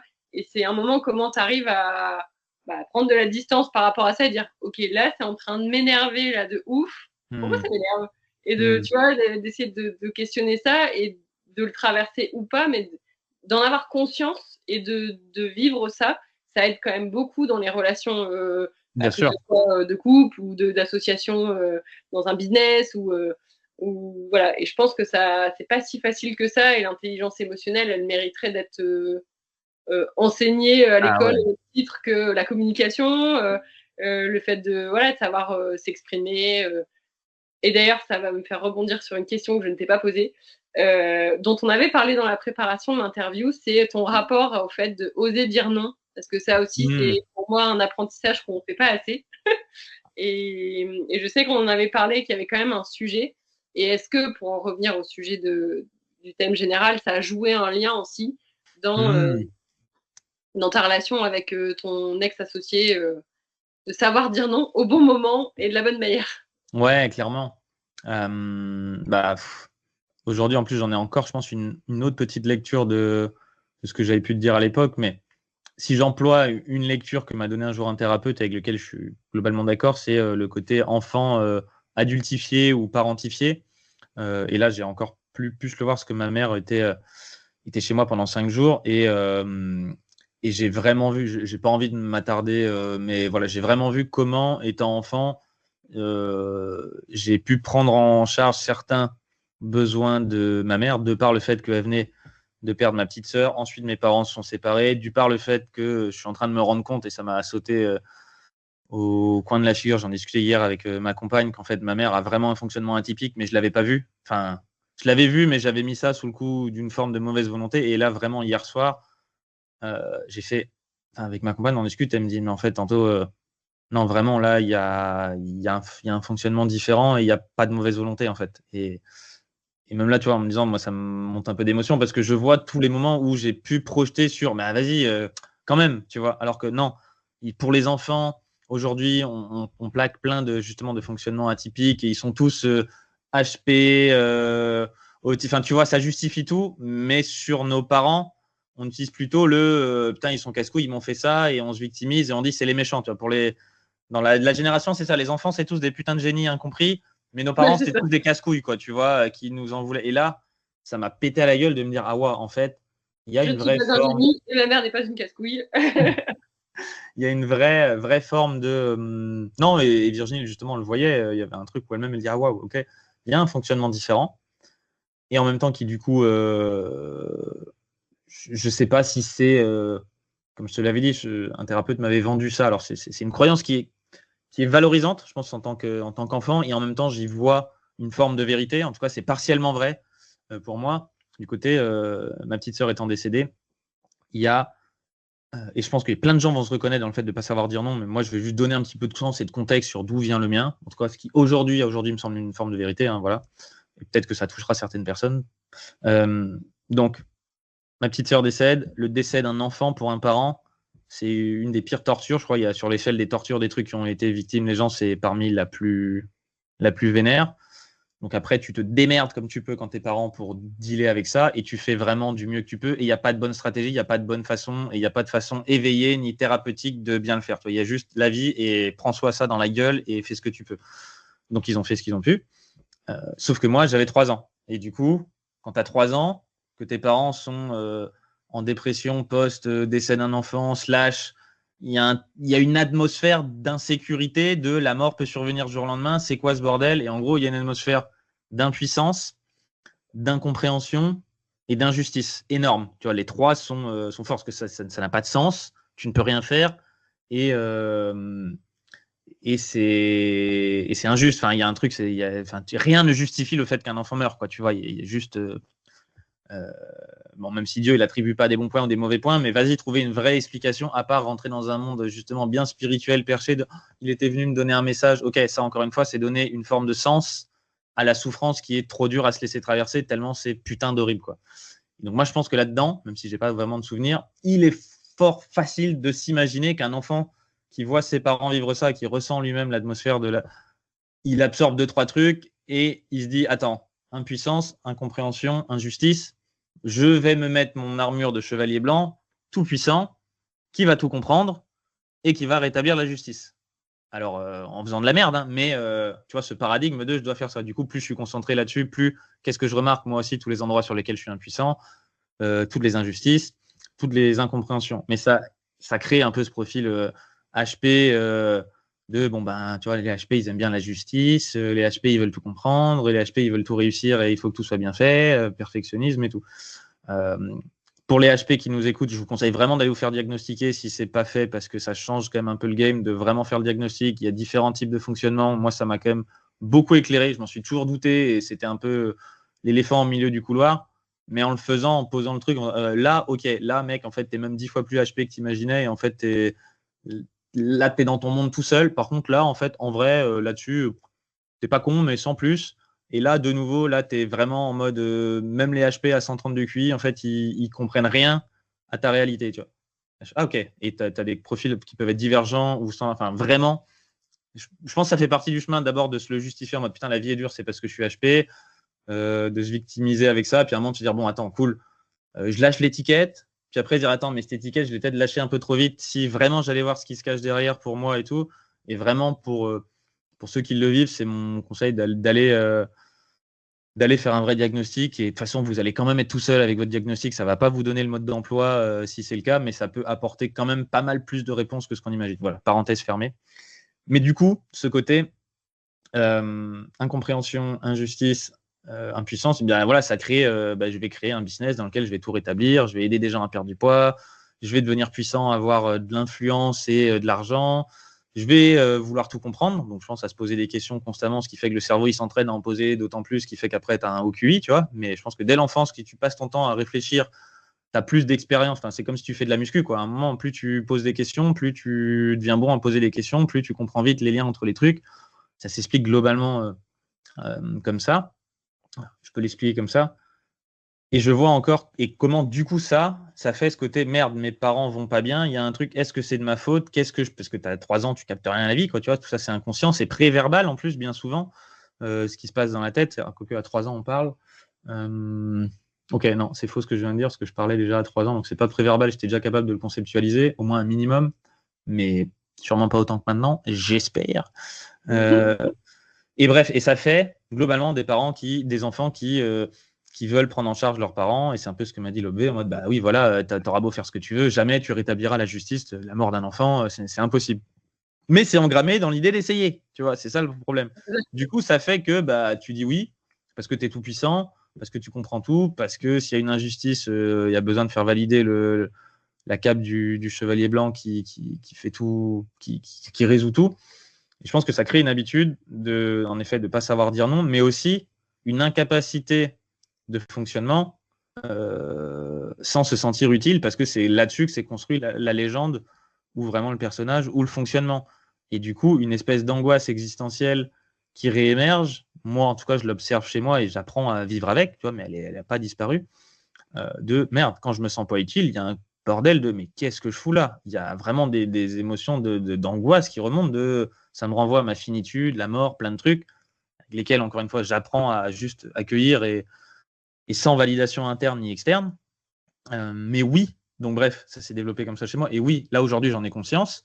C'est pas pour autant qu'il y a des moments où je me trouve pas à dire oui un peu d'avance, ou à être gêné, à pas vouloir dire non et tout. Par contre, j'ai plus de clarté là-dessus. J'ai plus de compassion vers moi quand je le fais. Parfois, je me fous même bien de ma gueule en me disant tiens, regarde, tu joues encore au mec qui n'est pas capable d'accepter sa petite angoisse et qui, du coup, choisit de dire oui et qui, après, va peut-être en vouloir aux autres. Mais pose-toi bien dans ta petite angoisse existentielle et casse pas les couilles aux autres, tu vois, Anto. Tu vois, j'essaye de trouver des façons de dealer avec ça. Je le vois, c'est pas pour autant que je l'ai transcendé ou complètement lâché. Ça reste quelque chose qui est quand même un peu présent dans mon psychisme. Je peux pas dire. J'aime bien, là, j'ai fait la métaphore avec un client il n'y a pas longtemps. Je lui disais, bah, en fait, pour exprimer la dualité, tu vois, imagine, tu as un ballon, tu es à la plage, tu as un ballon de volley à côté de toi. Tu n'es pas fier de ton ballon, du coup, tu veux le mettre dans l'eau pour le cacher, mais plus tu le mets dans l'eau, plus il va ressauter plus fort. Et je lui dis, et lâcher prise, c'est pas quand tu le laisses non plus à côté de toi, mais que tu passes ton temps à le regarder sans le mettre sous l'eau. Lâcher prise, c'est quand tu vois un autre ballon, ou tu vois un copain avec lequel tu vas jouer, et puis à un moment, tu as oublié qu'il y avait un ballon, et tout le monde s'en bat les couilles, que tu es un défaut, ou que tu es un fonctionnement qui est dans ce sens-là, et toi le premier, quoi. J'en suis pas encore là. J'en suis encore à mettre un peu de conscience sur le fait que oui, parfois je sais que j'ai du mal à dire oui, à dire non. Est-ce que c'est vraiment mon choix? Est-ce que j'en ai envie? C'est pas toujours très très clair, même si je sens que quand même ça devient de plus léger, quoi, ce sujet. Mais oui, clairement ça a joué, et à l'époque, je pense que je n'en avais pas conscience. Je vivais justement à travers ce truc de moi je suis plus fort que tout le monde, et puis Nico, vas-y, t'inquiète, je vais te dire oui à des sujets. Il y a une forme de complexe de supériorité là-dedans aussi, à se dire oui, tu vois, le sauveur, dans le fond, c'est celui qui se sent supérieur à celui qui l'aide, quoi. Tu as besoin d'un mec ou d'une personne que tu places toi-même, c'est pas lui, mais que tu places toi-même en position de victime pour pouvoir jouer le sauveur. Et clairement, j'étais dedans à plein de moments dans ma vie et sans le voir, dans toutes mes relations. Et aujourd'hui, justement, on est très attentif avec ma compagne à pas jouer à ça. Elle l'a aussi, justement. Donc, on est tous les deux sauveurs. Et du coup, parfois, et on essaye vraiment de jouer à oula, non, ça, c'est ta responsabilité. Démerde-toi avec. Je te fais un gros câlin si tu veux, mais vas-y. Parce que de toute façon, c'est toxique ultimement, quoi. Rentrer dans le jeu, c'est négatif pour tout le monde parce que, par définition, pour se mettre en sauveur, tu es en train de ne pas oser rentrer dans ton angoisse existentielle et d'incarner que le rôle utile, mais c'est même pas peut-être ce que tu veux vraiment, c'est juste un mode de défaut obligatoire. En plus, c'est très violent parce que tu places l'autre en position inférieure. Donc, c'est positif pour personne, cette histoire. Et ah bah ouais, le triangle de Cartman est un vrai poison, et je pense qu'il se joue dans énormément de liens au niveau pro comme perso, en fait. Et oui. Ah bah, de toute façon, oui, tu peux pas. Enfin, oui. De toute tout est fractal et ce à quoi tu joues dans le couple, dans le pro, dans l'amitié, tu le joues, tu le joues à d'autres endroits aussi. Ouais. J'aime bien, j'ai vu quelque part un truc qui m'a vraiment intéressé. Encore une fois, ça reste un modèle, mais c'était un mec qui proposait un espèce de modèle, le triangle de Karpman, mais tu vois, un peu en mode plus intéressant, où il y avait la victime était transformée par j'ose demander de l'aide. Tu vois, la version positive de la victime, c'est putain, là, en fait, j'ai besoin d'aide et juste je le demande. Donc, je reprends ma responsabilité, mais en même temps, je me mets en position d'avoir besoin d'être aidé. Une vraie aide, et on ne va pas rentrer dans la distinction aider, sauver, mais voilà, justement, aider, c'est-à-dire il y a une demande formulée, tout ça, tout ça. Le sauveur était remplacé par sûrement l'aidant ou quelqu'un qui se met au service, et le persécuteur était transformé par le coach. Quelqu'un qui va coacher justement en donnant un cadre et en disant attends, là tu peux faire mieux, et tu vois, en valorisant et en montrant quand même une possibilité de faire plus. Et c'était intéressant, je trouve, justement, de voir si tu as ce genre de fonctionnement, de les utiliser aussi, ces modes de fonctionnement, mais d'une façon un peu plus constructive. J'ai pas envie de dire positive, mais plus constructive que destructrice. Ouais. Constructrice. Enfin bref, t'as capté. Ouais. Constructive. J'ai envie de dire constructive, mais c'est pas destructive. Ouais. Ah si, destructrice. Destructrice et constructive, du coup. Constructif, destructif. Oui. De manière, mais c'était féminin, donc de manière constructive. De manière constructive. Et de manière destructive. Certainement. Ou destructrice. Je sais pas. Bon, allez. Je vois ce motif. Mais je veux bien la référence de si tu l'as. Ouais, là tout de suite je l'ai plus. C'est possible. En lien. Ça doit être Martin Ousic. Alors c'est du truc un peu niche. Hein. C'est un niche, pas niche, niche. Il a écrit Integral Relationships, où il se base sur le modèle de la spirale dynamique de Ken Wilber et tout pour les couples. Et d'ailleurs, on réfléchit avec ma compagne un jour à sortir un programme couple, parce que plus on avance et plus on se prend des crises et des communications, plus on se dit mais wow, attends, ça change le game si on est capable d'appliquer ça à différents moments. Et donc, ouais, je crois que c'est Martin Ousic, son dernier livre. Voilà. Ok, je vais voir. Et du coup, bon, je t'ai donné beaucoup de contexte, mais pas rentrer dans le détail, mais donc oui, avec Nico, il y avait vraiment des fonctionnements comme ça où en effet, sûrement je disais oui. Moi, ça se manifestait plus par. Mais non, même là, lui, c'était un peu pareil. Lui, ça allait plus être, je pense, il n'a pas envie de faire une certaine tâche où il va se dire. Il avait plus un fonctionnement en mode P dans le MBTI, où tu vois, il va être OK avec une grosse deadline et puis d'un coup faire d'énormes charges de travail jusqu'au dernier moment. Et du coup, il va dire oui à plein de choses, mais attendre pour les faire. Et ensuite, il se retrouve en énorme stress pour les faire. À l'époque, tu vois, il y avait vraiment ce fonctionnement. Et moi, un peu plus en mode quotidien. Mais du coup, il y avait ce côté où je me dis, bon, bah oui, moi, je fonctionne un peu plus comme ça. Donc, allez, je vais en prendre un peu plus à ma charge. Mais après, je jouais au jeu de, après tout ce que, ça, c'est un jeu psychologique dans l'analyse transactionnelle. Après tout ce que j'ai fait pour toi, quand même, tu vois, donc en fait, c'était pas gratuit. C'était, je prends pour dire oui maintenant, mais en fait, derrière, pour un peu mieux faire payer. Et c'était aussi parce qu'au début, je n'osais pas dire, bah non, en fait, j'ai pas envie de le faire, quoi. Tu vois, point. Ouais. J'ai pas envie, démerde-toi. Et j'avais trop peur du conflit que ça pouvait générer. Je pense, là aussi en me disant, enfin c'est une évidence, c'est une porte ouverte, mais de peur de perdre la relation et du coup peut-être le business. Il y a des trucs sur lesquels je disais oui, résultat c'est ce qui m'a amené à perdre la relation et sortir du business, tu vois.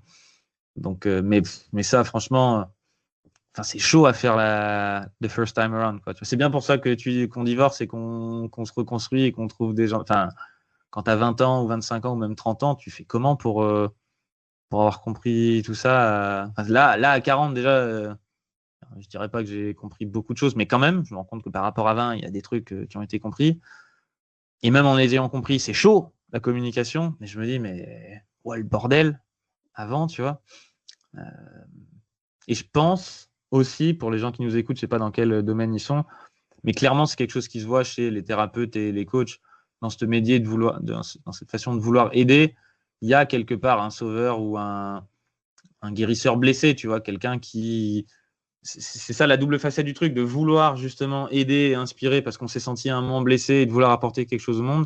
Et en même temps, c'est le paradoxe, c'est tant qu'on le fait sans s'en détacher vraiment du rôle, sans l'observer et sans voir que oui, il y a un sauveur en moi et je peux le voir, le transcender, l'inclure et jouer avec plutôt que de me laisser diriger par lui, ben en fait, je vais me foutre dans des recoins qui vont faire mal, quoi, tu vois. Et ça, je le vois chez tellement de thérapeutes, de coachs aussi aujourd'hui. C'est à la fois beau et à la fois tragique, quoi, tu vois, cette histoire du syndrome de sauveur et de dire oui à des choses dans notre milieu, voilà, infoprenarial ou coaching ou tout ça, quoi.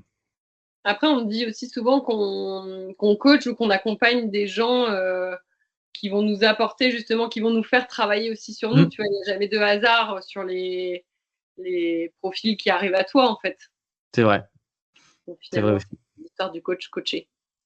Tout à fait. Non, c'est vrai, c'est vrai. T'as clairement raison. Dernière question, si tu devais faire un truc différemment aujourd'hui, si tu devais remonter un business, eu égard à cette expérience passée en termes de communication, que changerais-tu? Bon, déjà, pacte d'associés qui définirait les rôles, la vision, le cadre. Ouais, mais d'autant, enfin, pour plusieurs raisons, pour ce que ça, c'est con, hein, au final, c'est une réponse basique et bateau que beaucoup de gens, enfin, je veux dire, qu'on m'avait donné dès le début sans avoir compris plein d'autres choses, tu vois, et que si j'avais appliqué, ça aurait probablement résolu beaucoup de choses. Mais parce que le fait de devoir se poser et de mettre sur papier des choses très pragmatiques et concrètes, ça force à se poser des questions et quelque part, ça force les discussions un peu difficiles qu'on n'a pas envie d'avoir. Donc, il y aurait déjà ça. Pourquoi pas de se faire accompagner sur la partie relation aussi, tu vois, d'association et aussi je dirais, dans le fond, je ne sais pas si je changerais grand-chose parce que ce qui devait être vécu comme ça. Et j'ai envie de dire, si demain, tu vois, là, je vois dans mon couple, je le fais, parce que je vois qu'encore une fois, c'est la même chose, c'est l'idée de construire à deux quelque chose et tout. Euh, je me souhaite de jouer quand même à fond comme j'ai joué avant, quoi, tu vois. Parce que l'idée, le pire truc qu'il pourrait en ressentir, c'est du coup, de mettre que un pied dans l'eau, dans le truc, en se disant non, mais c'est bon, d'essayer d'intellectualiser ce qui doit se passer plutôt que de le vivre. Alors qu'en fait, s'il y a d'autres erreurs à faire, bah, elles seront à faire. Et s'il y a des belles choses à vivre, elles ne pourront être vécues qu'en les vivant à fond aussi. Donc, j'ai envie de dire, c'est un paradoxe pour moi vraiment là, de répondre à cette question parce que je vois plein de choses que je pourrais faire différemment, mais je vois aussi un écueil qui serait du coup de pas plonger dedans, quoi. Et j'ai envie de dire, ben, le plus important, c'est quand même de plonger dedans. Oui, d'amener de l'awareness et de Pas la pour conscience. refaire la même expérience, mais d'en Ouais, faire je une sais. autre. Demain, tu devrais être réassocié ou finalement, dans ta construction de couple aujourd'hui, tu vois, qu'est-ce que tu peux garder de Bah, ça? ben, mais j'avais bien compris la question et je veux dire, bah ouais, d'essayer de prendre en compte tout ça, tout ce qu'on a dit. De toute façon, ce qui est gagné en termes de connaissance de moi ou bah, bah, c'est gagné, quoi, tu vois, ça fait. Et j'ai envie de dire même de fonctionnement ou de règles du jeu, de savoir que bah, quand il y a un conflit, ok, responsabilité, c'est pas de la faute de l'autre.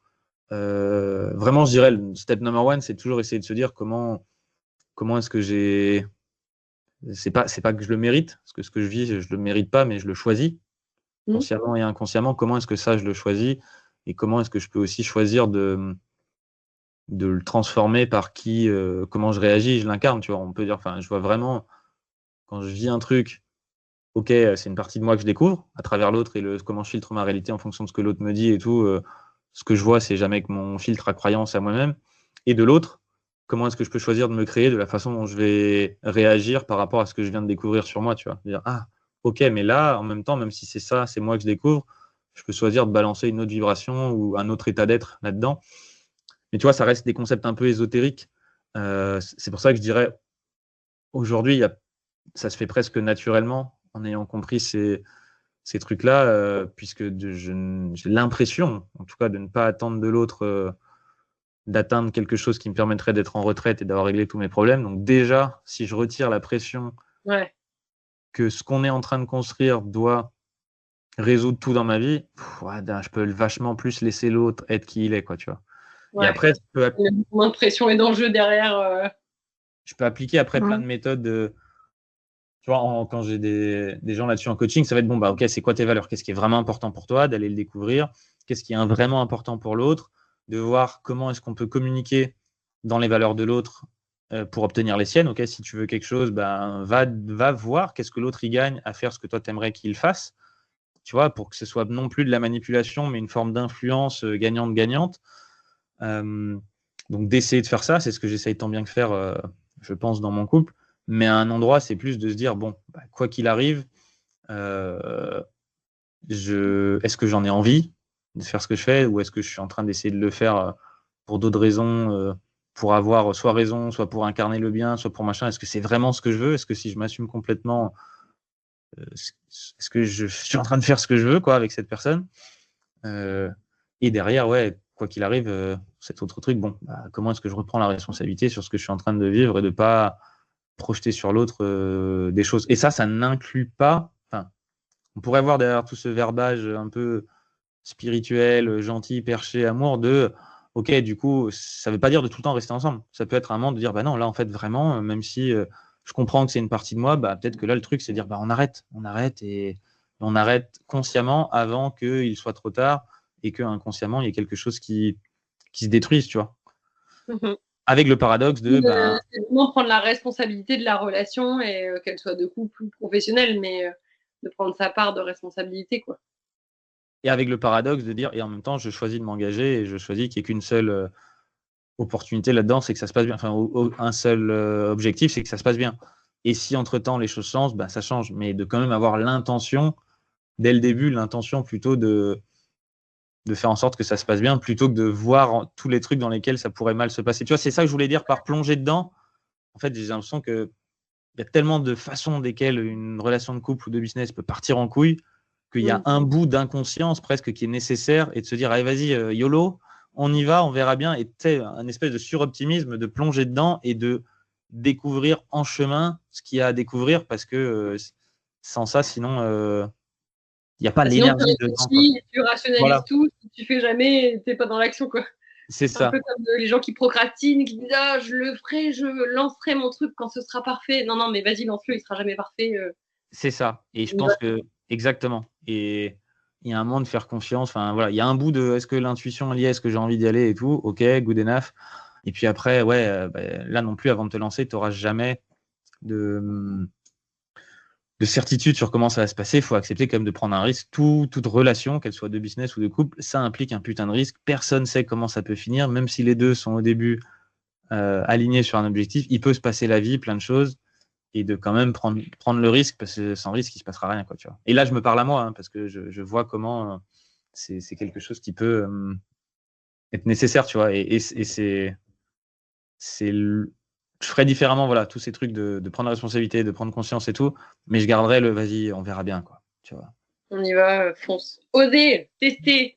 C'est ça, l'inconscience, une forme d'inconscience qui préside, je trouve, à la vie, avant qu'on rentre trop dans un délire de l'analyser, et je suis en plein dans le mec qui analyse et qui observe tout, mais à un moment, trop d'analyse, tu l'analyses aussi, et les lois universelles, elles agissent sur nous, qu'on les comprenne ou pas, quoi. Tu vois, quelque part, il y a plein de gens qui n'auront jamais la discussion qu'on a, ou enfin le monologue que je fais depuis 1h trois quarts sur la communication, qui n'ont pas lu un livre de dev perso, qui n'ont pas trop réfléchi et qui, dans le fond, vivent aussi la communication dans le couple ou en business sous une forme, tu vois. Genre, Ouais. de toute façon, on ne peut pas ne pas communiquer. Et On disait au début, on ne peut pas ne pas communiquer, et même le silence est une forme de communication, et donc on le veuille ou non, on communique tout le temps, quoi. c'est ça. Mais c'est vrai que peut-être que si je veux prêcher pour ma paroisse ou pour la tienne, ça, c'est quand même intéressant, je pense, soit de se faire accompagner. On gagne forcément du temps en se faisant accompagner sur quelqu'un qui, tu vois, je le propose souvent à des gens en couple aussi, justement, d'aller voir un thérapeute de couple ou de se faire accompagner parce que tu gagnes forcément du temps. Moi, j'ai l'impression, voire peut-être la prétention aujourd'hui de me dire qu'il y a plein de choses, surtout dans le couple avec ma compagne qui est elle-même thérapeute, qui s'intéresse à la communication, tu vois. J'ai l'impression qu'à plein d'endroits, on est capable de faire tous les deux. Encore que récemment, je lui dis, attends, là, peut-être qu'on aura besoin de se faire accompagner pour avoir une troisième vue. Mais voilà, mais pour plein de gens, et peut-être que dans le business, pour moi, si ça se reproduit, il y aurait ce côté, vas-y, viens, on prend un coach et on gagne du temps, on met tout à plat pour débroussailler, pour avancer. Parce qu'en final, c'est beaucoup plus important que ce qu'on imagine. Ouais. C'était la grand-mère de Nico, justement, mon ancien associé, là, qui disait le sexe dans un couple, c'est la chose la moins importante quand ça se passe bien, mais la plus importante quand ça se passe mal. Et on pourrait dire la même chose de la communication, tu vois. Tant que la communication, ça va, on s'en fout, c'est pas, tu communiques, c'est bon, c'est pas le projet, c'est pas machin.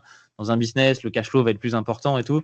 Par contre, quand la communication part en couille, même s'il y a du cash flow, ça va pas le faire, tu vois.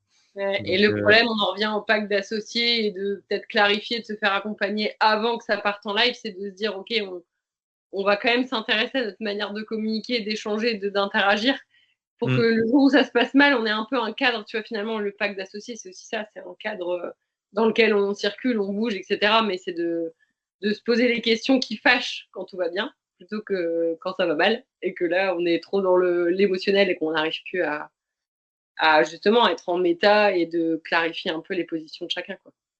Et aujourd'hui, si je me pitch un peu, ça m'arrive, c'est pas ma seule activité, mais ça m'arrive de coacher des associés business justement là-dessus, ok, globalement, les faire travailler sur leur rôle, mais aussi sur leur charge émotionnelle à chacun, les non-dits, tu vois, en les prenant en séparé et à d'autres moments, enfin un peu comme une thérapie de couple, tu vois, mais spécifique business, qu'en plus j'ai des enjeux business que je connais pour avoir quand même fait un business avec des employés, plein de choses, des levées de fonds. Donc, je leur dirais aussi de venir me voir, quoi. S'il y a des associés qui sentent, ou toi, je ne sais pas si c'est même ce que tu proposes, mais vraiment, je pense pour le coup, de par mon vécu, j'ai un œil assez intéressant là-dessus et qui me touche, parce que je sais à quel point on peut y perdre enfin, y perdre. Encore une fois, j'ai pas dit que je souhaitais pas l'avoir vécu. Enfin, je vois tout ce que ça m'a apporté, mais quand même, il y a des douleurs à vivre à mal communiquer en association business, et si on peut se les éviter. Ça peut changer le cours Ça des peut choses. faire du bien, ouais. Voilà. Et justement, où est-ce qu'on peut te retrouver, te suivre J'ai rien qui est. En fait, j'ai plein de choses séparées. Bah, mon blog, je pense que anthonymorvan.com, c'est là où je communique plus sur la partie, on va dire vraiment coaching. D'accord. J'ai aussi une chaîne YouTube sur l'arrêt de l'alcool. J'ai un programme de perte de poids pour dirigeants. Enfin, j'ai pas mal d'activités. Je suis en train un peu d'aussi, tu vois, recréer et à un moment me concentrer sur un endroit, je pense, qui peut-être sur lequel je m'investirais plus pour refaire un truc gros, tu vois, sur le net, ou peut-être pas, je sais pas. Mais je pense que ouais, sur la partie coaching, là où je présente ce que je fais, où c'est l'axe duquel je parle le plus, ouais, c'est mon blog. Et c'est là où je centralise aussi les diverses activités que je peux avoir. Ça marche pas, je mettrai le lien qui va avec. Merci. Merci. En tout cas, merci beaucoup pour cet échange. Trop de pépites. Pour ce monologue, ouais, on va dire ce monologue. Ouais. J'assume. C'était hyper intéressant et hyper constructif. Je te remercie vraiment d'avoir partagé ça avec tout le monde. Et puis au plaisir de rééchanger ensemble. Merci. Un petit mot de la fin. Un petit mot de la fin. Un petit mot, pas 1 heure de monologue. Un petit mot, bonne chance, quoi. Bonne chance avec tout ça et amusez-vous à vivre, à vous découvrir dans les relations. Ça peut être parfois difficile, mais c'est aussi super beau. Moi, je trouve que c'est probablement le truc le plus difficile de ma life, mais aussi le plus celui qui apporte le plus, quoi. Là où il y a les plus beaux cadeaux, quoi. Allez, je vais citer, voilà, une petite citation pour finir. Comment il s'appelle? Joseph Campbell qui dit The cave you fear the most is where your most cherished treasure lies, un truc du style. Bref, la cave dans laquelle tu as le plus peur de rentrer, c'est là où se trouve ton plus beau trésor, quoi. Et je pense que dans la communication et dans les communications, qu'elles soient en couple, en associé, dans les non-dits, dans oser poser, ouvrir son cœur et dire ce qui se joue vraiment dans tout ce qu'on trouve de pas beau chez nous, qu'on veut cacher et tout, il y a un truc qui fait peur et souvent il y a vraiment un putain de trésor derrière en se donnant la possibilité d'offrir ça et de vivre ça avec quelqu'un, quoi. Dans le fond, on se le fait à soi, quoi. Ce qu'on donne à l'autre, c'est à soi-même qu'on l'offre et donc je dirais ça. Ça fait peur et putain ce que c'est bon, quoi. Ouais, c'est clair. C'est souvent dans les situations comme ça inconfortables qu'on a des grands pas, des grandes avancées qui nous attendent. C'est cool. C'est un beau mot de la fin. Merci beaucoup. Avec plaisir. À bientôt.